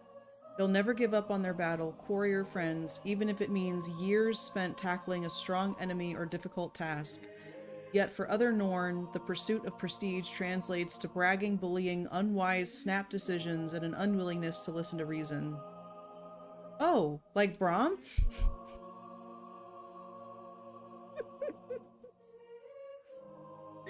Early Braum? Young Braum? Oh, okay, it's Norse mythology for storyteller or poet.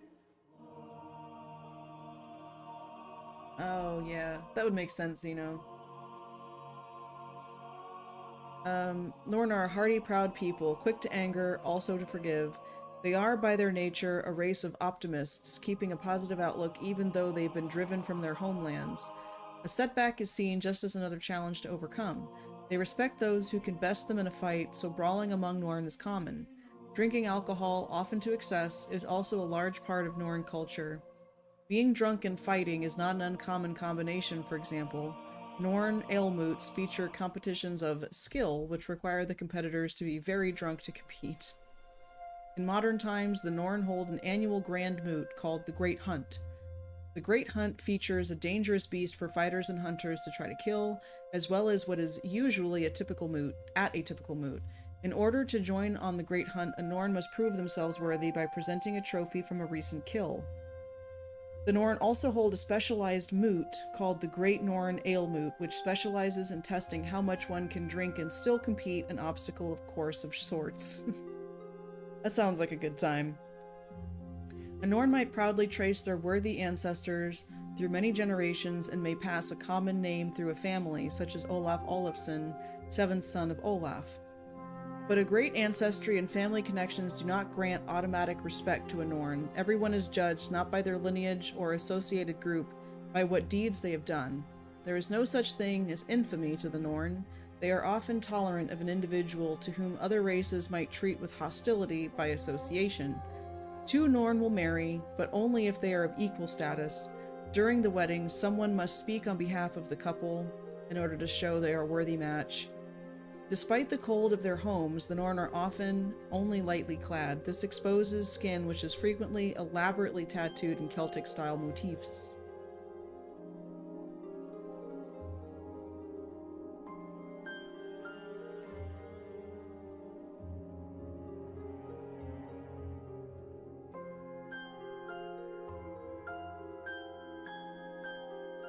Oh, this is their shape-shifted form. Oh, this is a really high-res image. You know they look like Kodan? It just occurred to me.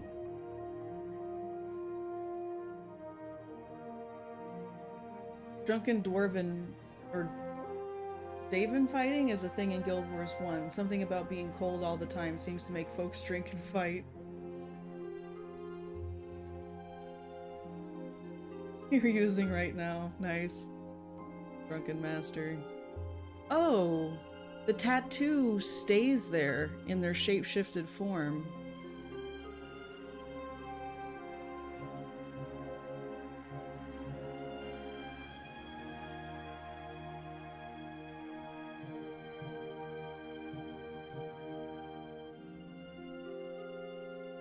Concept art is really good.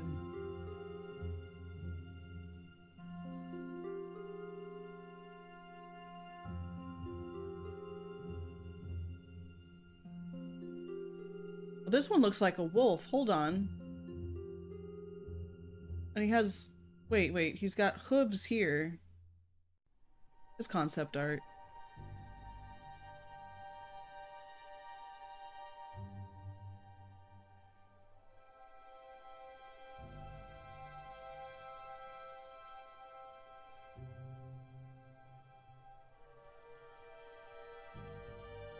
Norngolians. Early concept art for the Norn refers to them as Norngolians.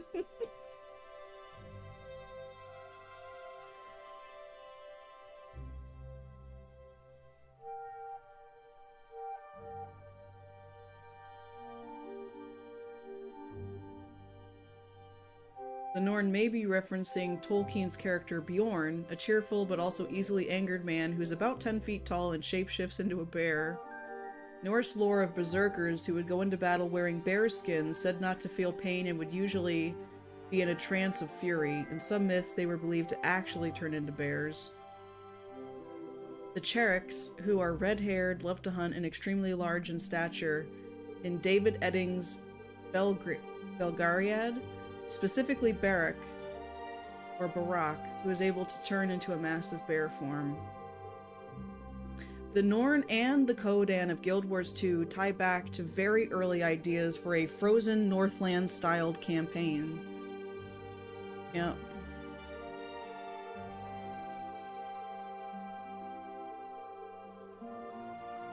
Oh, so they can... Yeah, because I saw the bear thing and I was like, huh. This picture is kind of unfortunate because his beard just kind of it looks like it just becomes his skin. Anyway. That's the Norn of Guild Wars 1.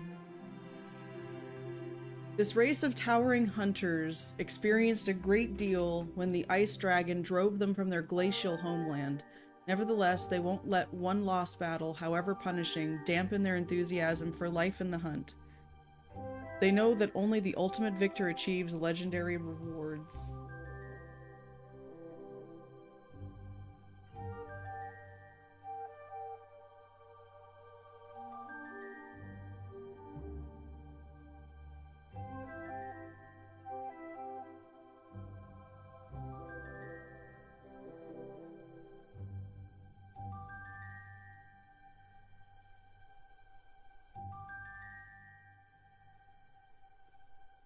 Yep, 9 foot tall, originally from far Shiver Peaks.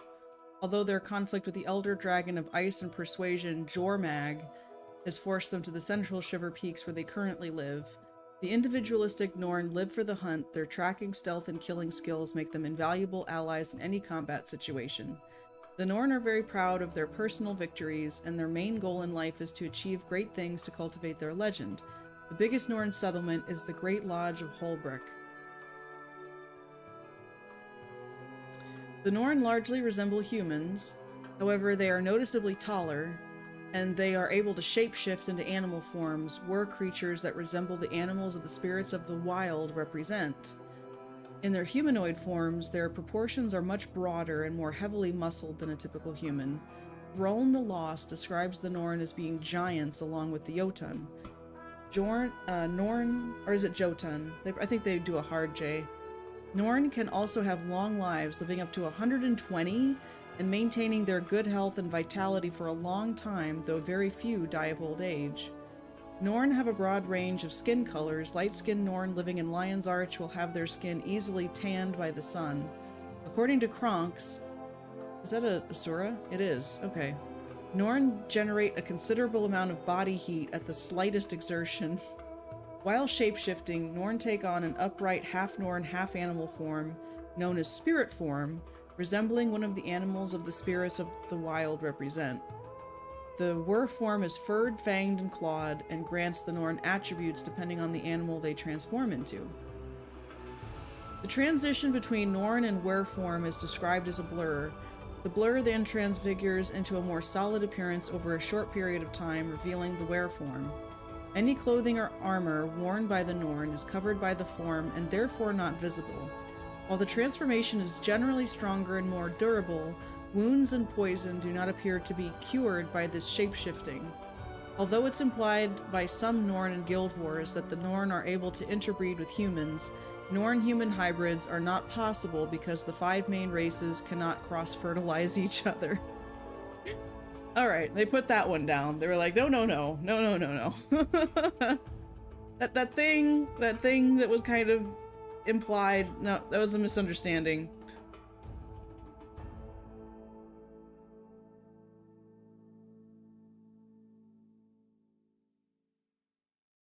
Norn culture is highly individualistic with a focus on personal success and glory, particularly when gained from the hunt or in a battle. The Norn do not fear death, as they believe the bold and strong can achieve immortality, but they do fear they will be weak and end up forgotten. That's like a copy-paste from the Guild Wars 1. As a result, each Norn seeks to prove themselves. Every Norn hopes their legend will be told by a skald. Yep. Focus on prestige means they're willing to accept any challenge which will prove their worth. They will never give up on their battle, quarry, or friends, even if it means years spent tackling a strong enemy, a difficult task. This is like literally the same. Isn't it? Am I tripping?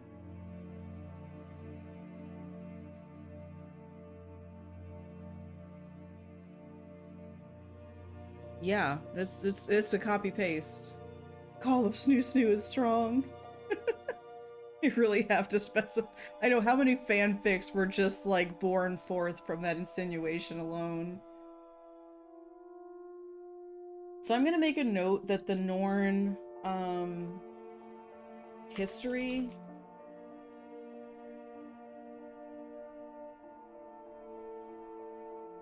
is not available in the Guild Wars 1 wiki. Like, it's just a blank spot where nothing's there. I expected there to be quite a bit of crossover, but I wonder, like, it's something, this is the kind of stuff that I'm looking for when reading through the wiki, if there's questions that arise. So like the origins of the Norn, for example, apparently we don't have any of that. There might be some stuff that we read in the Guild Wars 2 wiki, but so far, this is looking like a copy-paste. Yeah. So I'm wondering... And the same thing was for the Asura, right? Like there wasn't a ton of information on the Asura because they were introduced in Eye of the North. And so that's all fine. But the fact that so much of this, it makes me wonder how much of the Norn background has been expanded on since Guild Wars 1, Eye of the North. That's what I'm saying.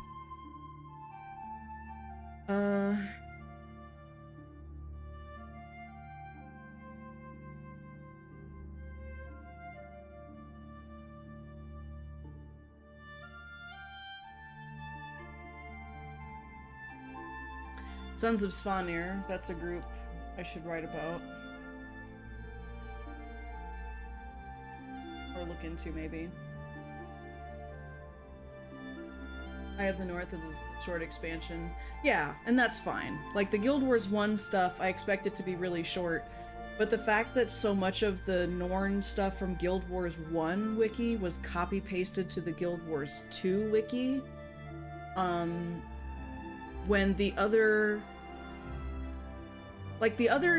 entries, like between Human Guild Wars 1, Human Guild Wars 2, Charr Guild Wars 1, Charr Guild Wars 2, like, there was so much more development, but the Norn feels relatively static compared to all the other races we've read about, is just what I'm noticing. So...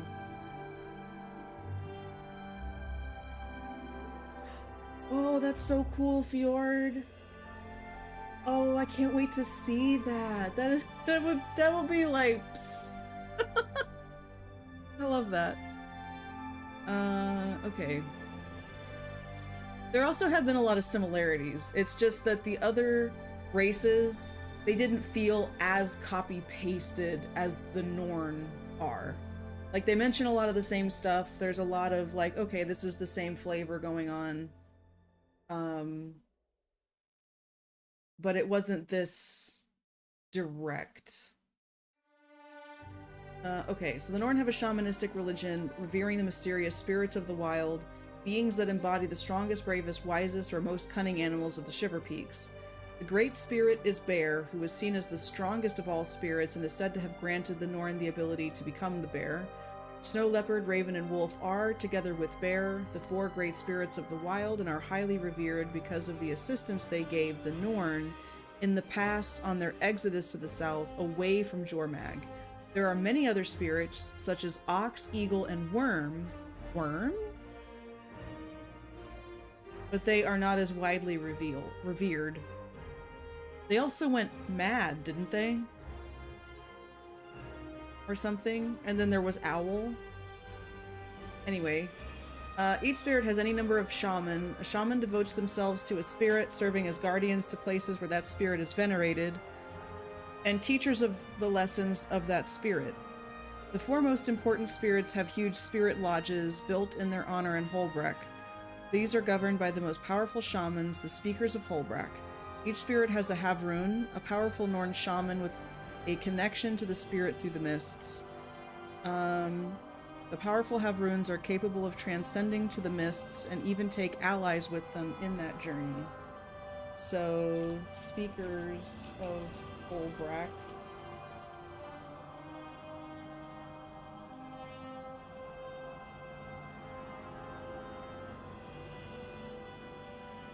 A tablet a centaur Ventari leaves becomes the Sylvari's code of conduct. Wait, oh, what was that centaur's name? Because I vaguely remember that.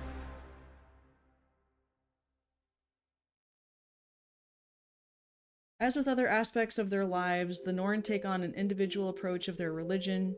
Groups of Norn, such as families, larger lodges, or isolated homesteads, tend to revere a particular spirit over the others, calling forth its special attributes so they might emulate it. This means that some spirits are more widely revered in some places than in others. On rare occasions, tensions may arise between the followers of some spirits. For example, followers of Bear might see Raven's approach as deceptive and therefore weak and dishonorable. It is important to note that while a Norn may focus on revering one spirit over another, all Norn acknowledge the existence of all the spirits, even if they do not revere all those spirits or consider some of them weak. The Norn may ask the spirits of the wild for help, calling on them in battle and using their shape-shifting abilities to better connect with them. Although the spirits rarely directly help the Norn, when they do, they provide impressive advantages. Despite the rare direct intervention of the spirits, the Norn often called upon them when hunting and believed that if the spirit did not help them, it's because it knew its help was not needed. While they do not worship or revere the 6 human gods, they do acknowledge them and their power. However, they do not refer to them by the names humans give them. Instead, they refer to them as the spirits of action. The irony of this name. Action. As a whole, and by what they govern individually. For example, Balthazar is war and Cormyr is knowledge. Oh, Ventari was his name. Oh, okay. Interesting. The Revenant can channel him. That said, okay, the Norn do not have a central government or nation. Most Norn resist submission and will not kneel before anyone. The closest thing to leadership comes from the respect gained by other Norn by those who have performed significant, widely recognized heroic deeds. Those Norn with exceptional strength and prowess in battle might establish a homestead, but they are not considered rulers of those living within it. That said, the Great Lodge of Holbrock is considered by Newt Whitebear, a descendant of Asgare Dragonrender, the founder of Holbrock. Newt is accepted by all, or is it... I'm not sure how to pronounce it. Is accepted by all as the master of Holbrock, and he is expected to keep the city safe. He is known to keep order in the settlement and has had to kick troublemaker sons of Svanir out at times, although he does offer forgiveness to foolish young Norn if they apologize and recognize their mistakes. Newt's sons, Sigfast and Skardi, lead the Wolfborn, a group of Norn volunteers that vouch to keep the peace in Holbrock. Alright, Wolfborn. So most Norn follow a Northern European or Viking-style first name system, though some, like the famous explorer Captain Rumke and his crew, have Dutch and Frisian names. Yep.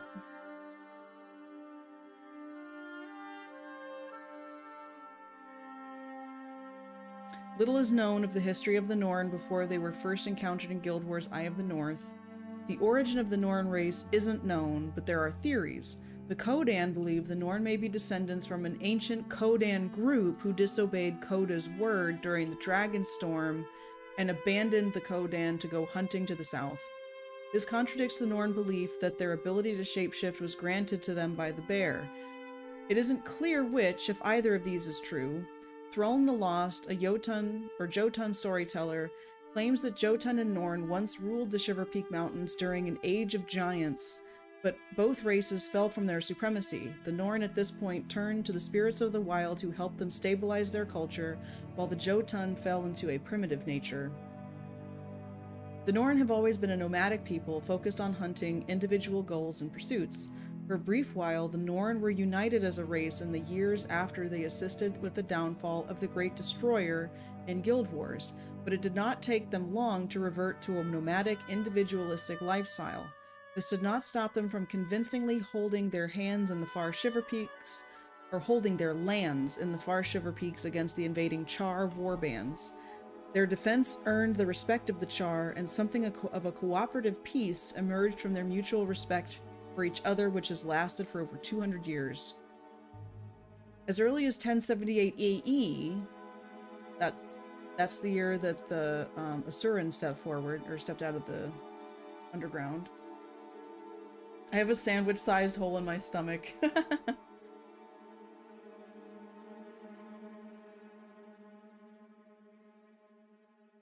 It does sound delicious. Still dormant Elder Dragon Yormag's influence was already being felt among the Norn. Svanir was the first to hear Jormag's call, becoming permanently transformed into an ice bear form until his death. But over the years, many followed Jormag's call and Svanir's footsteps, forming the Sons of Svanir, a cult dedicated to worshipping Jormag as the ultimate spirit, the most powerful spirit of the wild, whom they call Dragon, and venerate it in hopes of one day killing all the other spirits for being weak, along with weak Norn, although Jormag is, of course, not a spirit of the wild. Right. I should add Kodan to this list.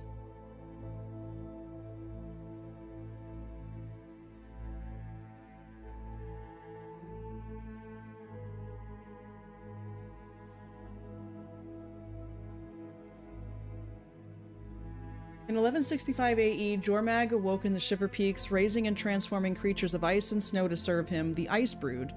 The Norn were fierce, but Jormag was fiercest, and seeing as they could not hold their homes and hunting grounds, he felt forced to travel south with the guidance of some of the spirits of the wild into the mountains abandoned by the dwarves.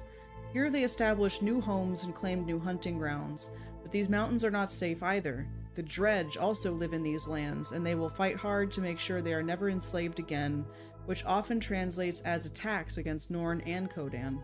The Norn and the Kodan are neither allies nor enemies, although some Norn have at times been close to some Kodan, such as Captain Rumke. Very cool.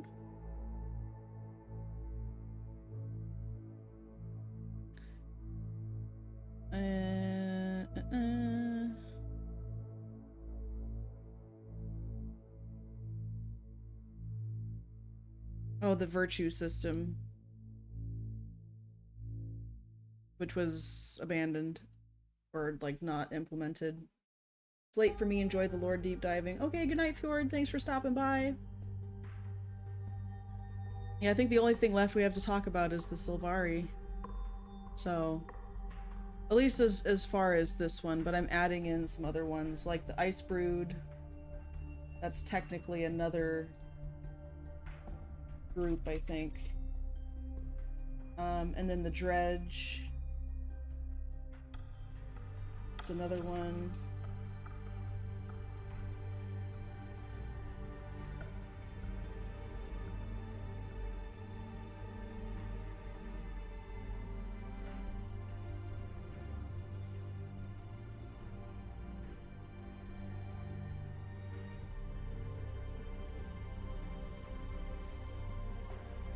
And so they moved south. Does it say it here? It probably will, right? Many expected the initial Charr expansion through northern Tyria to become a tide of blood that would crash upon the Shiver Peaks, drowning Charr and Norn alike. Reality proved different. When the Charr reached the foothills, the Norn drove them back with a single crushing blow, completely decimating every warband sent against them. Although it is certain the Charr could have destroyed the Norn resistance if they but turned their entire army or even one full legion to the cause, warbands and smaller raiding parties could not overcome the individual strength of the Norn. These initial skirmishes taught both sides to respect the strength of the other. From this accord of mutual respect and strength arose a strange pseudo-alliance that is yet to be broken. For nearly 200 years, the eastern border of the Shiver Peaks has been stable. The Charr are allowed passage through Gunner's Hold and the lower canyons where the Norn had spread. In fact, during the Searing, the Norn allowed the Charr armies passage through the northern pass from Ascalon into Kryta, setting the stage for the Charr invasion of the central human lands. Although this was not a sign of any alliance, it set the stage for the two races to live within a watchful peace. Oh, that's interesting. No peace accord was ever signed, a treaty would have been meaningless to the individualistic Norn, and no Charr would even spit upon such a paper.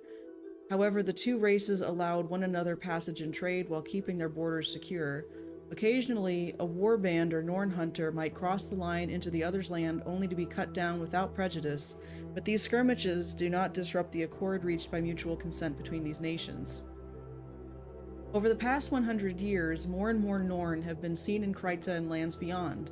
An elder dragon of ice and snow arose in the farthest northern peaks, driving even the most stalwart hunters south into dwarven lands. There they found abandoned dwarven forts and new challenge in the form of the Dredge, the oldest nemesis of the dwarves, now almost unrecognizable from the primitive, frightened creatures of the past.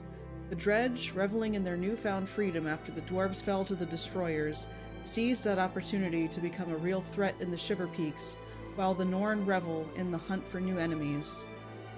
The Norn and the Dredge fight over control of these lands in a continual war that rages along the highest mountains.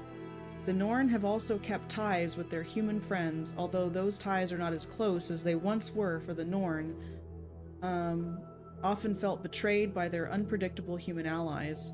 In recent years, that sense of betrayal has deepened as the Norn do not trust the Crichton Queen. The Queen is seen by members of this independent race as being too dependent on her advisors, too unwilling to act on her own as a hero must. Although relations have grown colder, the Norn hold out hope that the Crichton Queen will prove herself by dominating her race, or that someone else will rise from among the humans to show them what it means to be strong.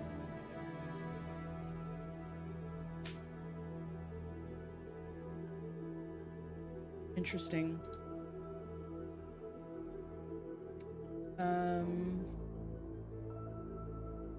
Okay, we read about the Norn, so next...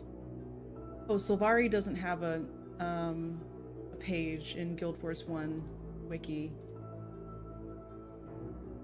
This is going to be even shorter.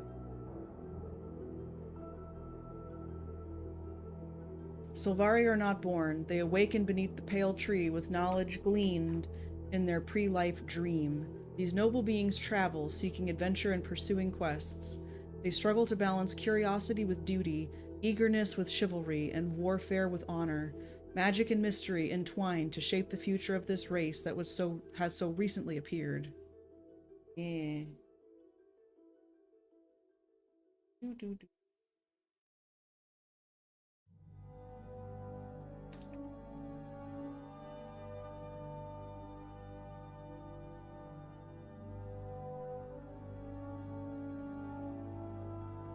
Young inquisitive race of botanical humanoids, the first Sylvari sprouted from the pale tree in Arbor Bay, emerging in 1302 AE.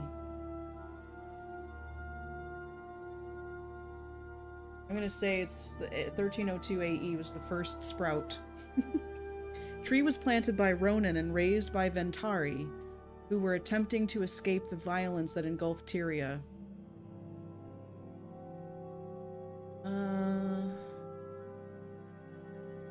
The Sylvari are omnivorous humanoid plants. Some Sylvari closely resemble humans, but with a fey cast to their features, such as tilted eyes and pointed ear tips.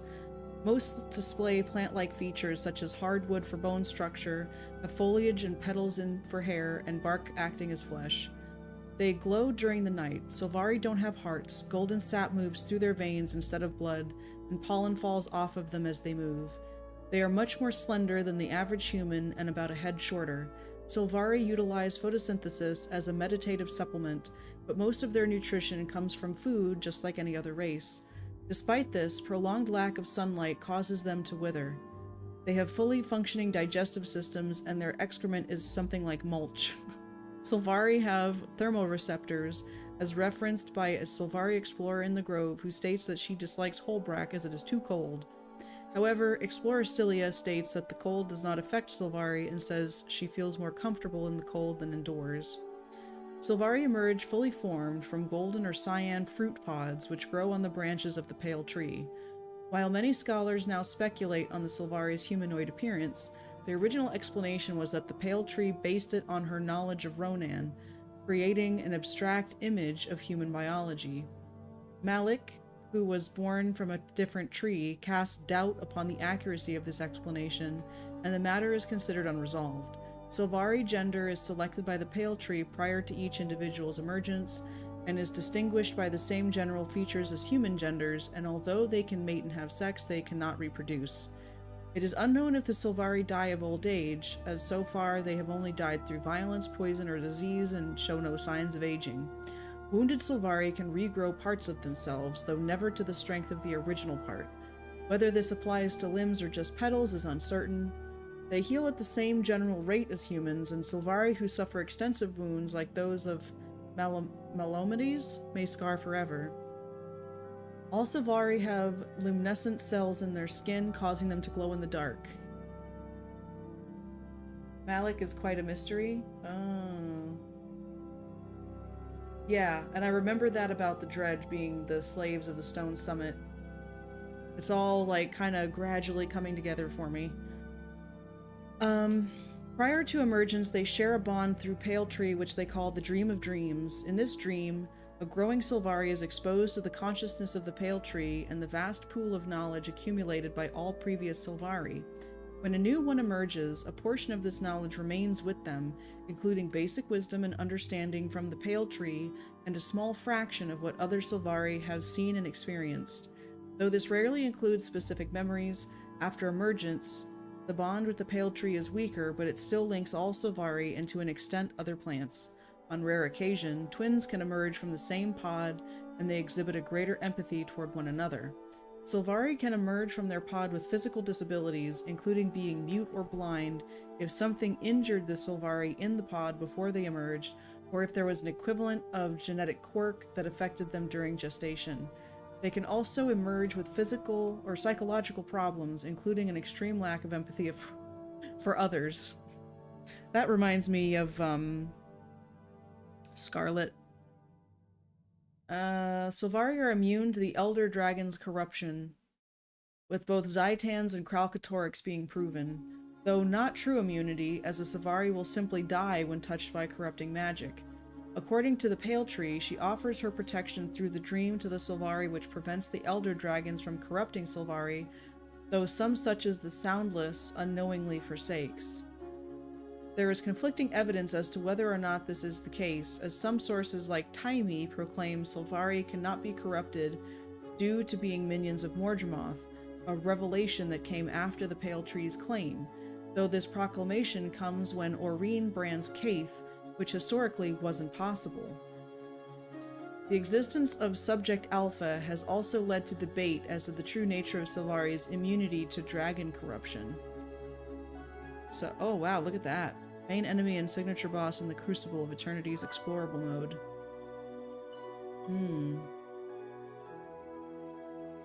In 1331 AE, some Sylvari participated in the assault on Gandhara, the Moon Fortress, and were subsequently awakened. Although protected from dragon corruption, Sylvari was still vulnerable to Palawa Joko's necromantic magic, and the awakened Sylvari described that Joko's control overtook their wild hunt. Hoodoo's handiwork. Sylvari are usually honest, direct, and focused, taking most things at face value. With the dream ensuring there is so much in common with the other Sylvari, experience is cherished for creating uniqueness between them. They are eager to learn, experience, and understand. Sylvari morality and ethics are based on those of the Pale Tree. These were formed by following the lives of Ronan and Ventari during the early growth of the Pale Tree and later written on Ventari's tablet situated at the base of the tree. After emergence, the Sylvari is guided by older Sylvari to understand what they have dreamed and ensure they have a clear understanding of the tablet, their history, and the world. Despite the kickstart of knowledge from the dream, they still seem naive, as there are some matters which seem beyond their comprehension. Emotions and tact in particular are difficult for them to grasp. So often a Sylvari will state out loud something which would normally be politely avoided by other races. Death, too, is not fully understood, but viewed as something to be embraced, and as with many things in Sylvari's life, is viewed with a great degree of curiosity. These views serve to form an acceptance of and fascination with death that other races may find disturbing. I mean, that kind of makes sense, though, because if they grow from the Pale Tree, and they are born of the collective experience and memories of Sylvari that came before them, it feels like a form of reincarnation. You know? As they are all born from the Pale Tree, they could be considered of all the same family. However, their family bond is not as strong as most families, with many Sylvari considering others more like distant relatives, with few exceptions, such as twins born from the same pod or those who shared dreams, though the latter may also result in lovers. Romance is practiced among the Sylvari, disregarding gender between those involved. To a Sylvari, love is spiritual and eternal, regardless of physical form and contact, and sexuality is simply a natural part of life. So long as it is entered into with goodwill and joy, the gender doesn't make a difference. Sylvari craft their armor and weapons from organic materials such as roots, leaves, or leather, and sometimes grow their armor out of their own bodies in the form of leafy padding, spines, or bark. Sylvari have an agnostic view of the human gods, wishing to see proof of the gods' existence and work. They venerate Ventari's tablet as their most sacred artifact and testament. The pale tree is also much revered, though more as a wise parent than as a deity. If the Sylvari need counseling, they often travel to the Amphalos chamber and commune with her there. The pale tree leads the Sylvari. She manifests a spectral being in the chamber at the base of the tree to communicate with others easily and give her guidance and instructions. Various Sylvari act as ambassadors to the other races and will send reports to her so that she may judge what to do. On difficult decisions, the pale tree will call upon the firstborn and any Sylvari who may be a specialist in the situations. The firstborn, being the oldest and having the most experience of the world, act as leaders to the Sylvari, being respected for their wisdom, and in turn they lead the Sylvari underneath the pale tree. 4 of them in particular, one of each cycle, have taken on positions of leadership, organization, teaching, and guidance for the Sylvari people. Firstborn. Okay. That's something that seems important.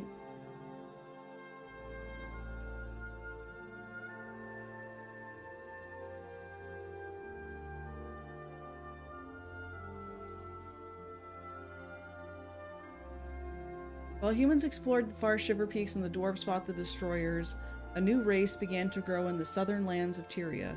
A single seed as big as a man's fist, planted in the ground of a ruined village along the southern tip of the Maguma jungle, began a centuries-long gestation and heralded a new age.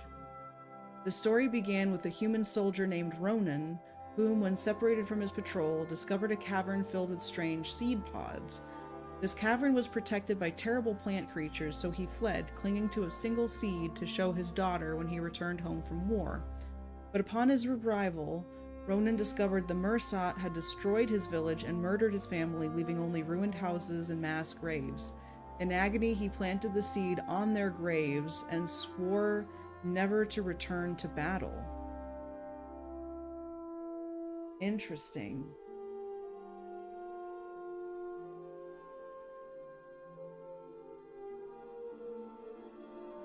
Ronan was joined by an aging centaur named Ventari, who had also begun to lose his hope in peace. The human and the centaur, against all odds, formed a friendship that surpassed the bounds of race. Together they decided to begin their lives anew and create a refuge for human and centaur alike. They built their safe haven near the ocean and the budding tree for all those who sought peace and the shelter of friendship. The pale oak grew under the watchful and gentle eye of Ventari, becoming a strong and healthy and giving the old centaur great joy. Yet with this bliss came sorrow. The centaur tribes of the north and west, crushed and driven out by Crichtons fleeing from their flooding coastline, grew more and more savage and brutal. As more tribes joined the war, fewer were willing to listen to Ventari's words, and his new outpost became smaller and smaller.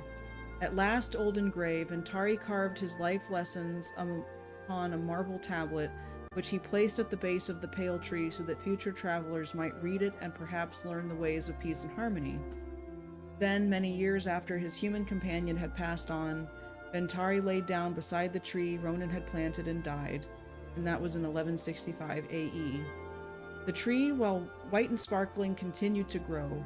Over 100 years later, small cocoons appeared among its branches. These cocoons spun out, shifting and eventually ripping open, birthing a new race of people into the world, fully grown, as if they had awakened from some magical dream. They called themselves the Sylvari, and these firstborn were only the beginning of a widespread emergence, all born from the same massive tree. The marble tablet still bears Ventari's last words, and the Sylvari who emerged from the tree found themselves strangely guided by these ancient lessons. Whether the tree, tended by Ventari, somehow became imprinted with the noble centaur's moral and ethics, or whether it observed both the remains of centaur's flesh as well as compassionate soul upon his death, no one knows for certain, but it is certain that his influence over the Sylvari is strong. Even so, many decades after his death, their race venerates Ventari's tablet as their most sacred artifact and testament.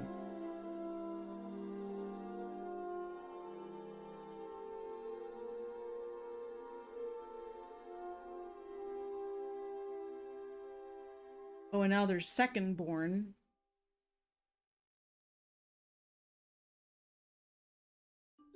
And then recent developments. I feel like that's a good overview.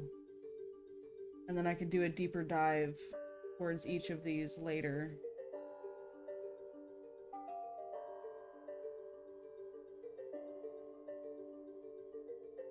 And then, is it here? No. It is here. While humans explored the far Shiver Peaks and the dwarves fought the destroyers, a new race began to grow in the southern lands of Tyria. A single seed as big as a man's fist, planted in the ground of a ruined village along the southern tip of the Maguma jungle, began a centuries-long gestation and heralded a new age. He fled. Yep, we just read all this. Rona was joined. Safe haven. Yep. Pillow grew under the watchful eye. Yep.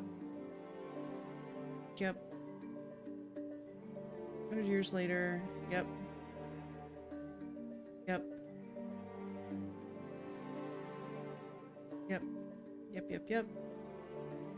It is unknown how old a Sylvari can become, as they come forth fully mature and show no signs of aging thereafter. Sylvari have no children, no families as such, but each Sylvari feels a special connection with others through what they call the Dream of Dreams. In this dream, they commune with the inner mind of the race, learning how to speak, walk, use simple tools, and interact with the world. Thus, when a Sylvari emerges, she knows a great deal more about the world than one might expect. But the Dream of Dreams also contains nightmares, hidden whispers behind the voices of their fellow Sylvari. They do not understand what it means, but the Sylvari have yet to experience much of the world around them. They do not know the dangers and troubles of Tyria as intimately as other races do, but they are learning.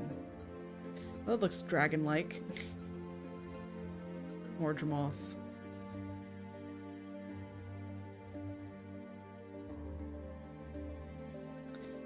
And those are the five major races of Tyria. I thought I would have more time to also talk about the dwarves, but even just reading through this, there were several more. Like, for example, I've been writing them down too. So we have the Asura, there's the Centaur, that's technically another race upon Tyria that is sentient. Charr, the Dredge, the dwarves, the humans. And what I'm doing is I'm including things on this list are things that have some form of sentience or take action. They do something beyond like the Grawl might be included here. Maybe. I need to do some more reading. Same thing with the Ice Brood. I'm not sure if that's like truly a race of Tyria because it came from Jormag, or if it's something else. So I need to do some more reading. The Kodan are here, the Mursat are here, so it's both playable and non-playable races or creatures that, like the Skrit is another one. I wonder how many links and articles there are in these wikis. Oh, like hundreds, dozens. A lot. Icebrood are humans, Norn, Charr, and others. Okay. The other thing is that they need to not be a hive mind. If they're just a hive mind that can like sense Jormag's will and they just take action, but it's not something they themselves can decide to do, unless they're influenced. Like Sylvari were taken over by Mordramoth, but then if the Ice Brood is like, are like bees, they were born from Jormag's influence and they, like drones, follow Jormag's will, That's different from Sylvari, which appeared separately from any dragon or influence as far as we're aware, but were corruptible or influenceable by a different power, but like broke free of that. Like they have their own independent will. No.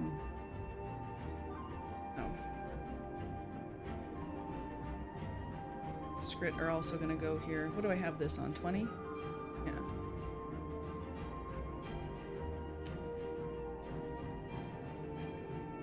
Yeah. So I'll be fleshing this out, and I think this is another thing that's gonna have a part 2, and we're gonna talk a bit more about these races. Once again, in the style of a brief overview, I'm not going to read too deeply into specific people or figures, but more like here's the general flow of these races, of like here's when they first appeared or mentioned in history as far as we know. Here's another one, origins unknown.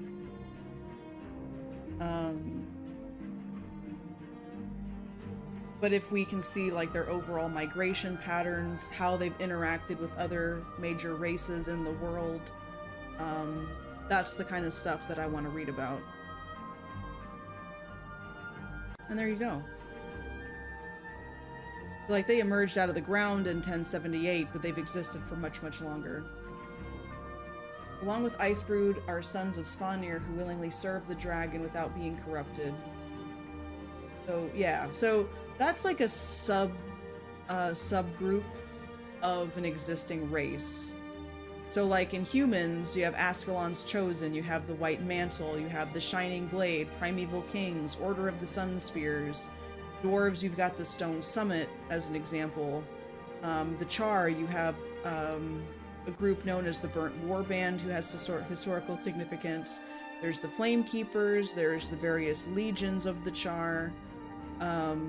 Or in the Asura, you have the Inquest, you have the Arcane Council. So they're not like a separate race, they're a group composed of a specific race. And then at the very bottom of the document, I've got mixed groups and factions. So the Derman Priory, there are Charr, who are a member of that. You have, I think there's Sylvari, there's Asura, like there's lots of different people that comprise the Derman Priory. Each race has at least 2 enemy factions. Okay. So there you go. That's kind of how this document is meant to be. So, as with every other Google Doc that I've been compiling, this is going to be linked in the Discord. So if you want to join us in the Discord, just ping me and let me know, like, hey, I want to be part of the lore delving thing. I'll add you that tag, and then you'll be able to see the channel that's about Guild Wars lore and look through these documents. I'm going to set the permissions so that comments are allowed, so people who want to add something in, like, oh, here is another group that's not listed here, because there's going to be so much, right? Like, I just kind of take it as it comes. But I love collaboration and hearing multiple perspectives from people that have been playing the game either longer than I have, or they've just started, because everybody's perspective is unique. And there may even be opportunities to improve the wiki. For example, the history of the Norn that's almost completely blank in Guild Wars 1, as well as maybe some improvements to the Guild Wars 2 wiki for the Norn, where it's like copy-pasted directly from Guild Wars 1 wiki. And there's going to be a lot of the same stuff that's said. It's not that their history is necessarily going to change a whole lot, but the fact that it's just blatantly copy-pasted one from the other feels kind of cheap. So, anyway. Zealots of Shiver Peak is the name of the Orion Guild that attacked Kylo in the battle for Kylo. They fought the guild Ascalon's Chosen in the battle and killed Mordecai, Ivana's father and member of Ascalon's Chosen. So that's going to be another one that goes into the human category. Oops. Zealots of Shiverpeak.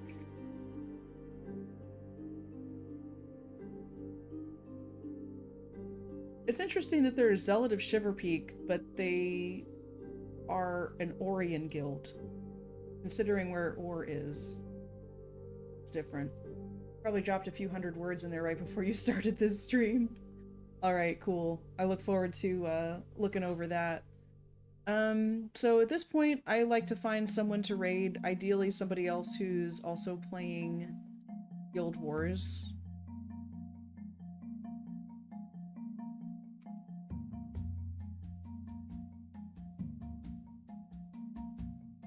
May or may not be talking about lore. But who have we got?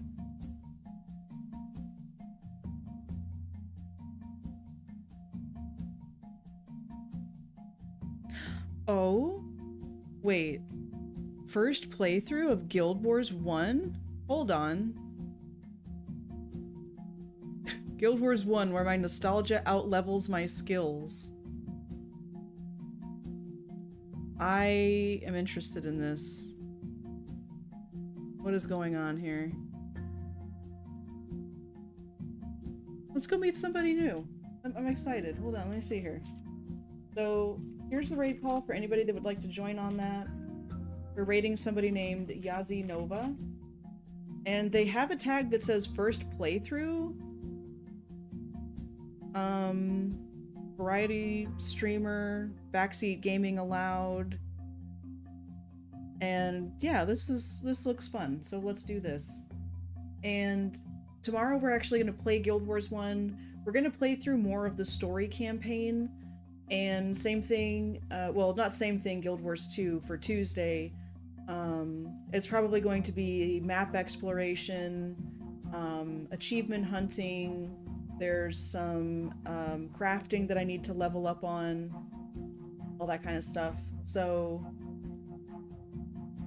it's going to be more just general gameplay of Guild Wars 2 and making a note of, you know, just kind of what we see. Wednesday is no stream right now. Thursday is going to be Ashes of Creation, assuming that the servers are still up. Otherwise, Thursdays are going to become like a bonus stream day that doesn't have a set category, but just kind of plays games that I've been wanting to play. Fridays, I typically play retro games, and right now I'm playing through Fallout 2. And then Saturdays is usually a sleuthing, whodunit, puzzle, and I need to post a poll for this coming Saturday's stream, so stay tuned for that. Appreciate you guys hanging out. Looking forward to next week and more lore delving. Y'all have a great night. Bye.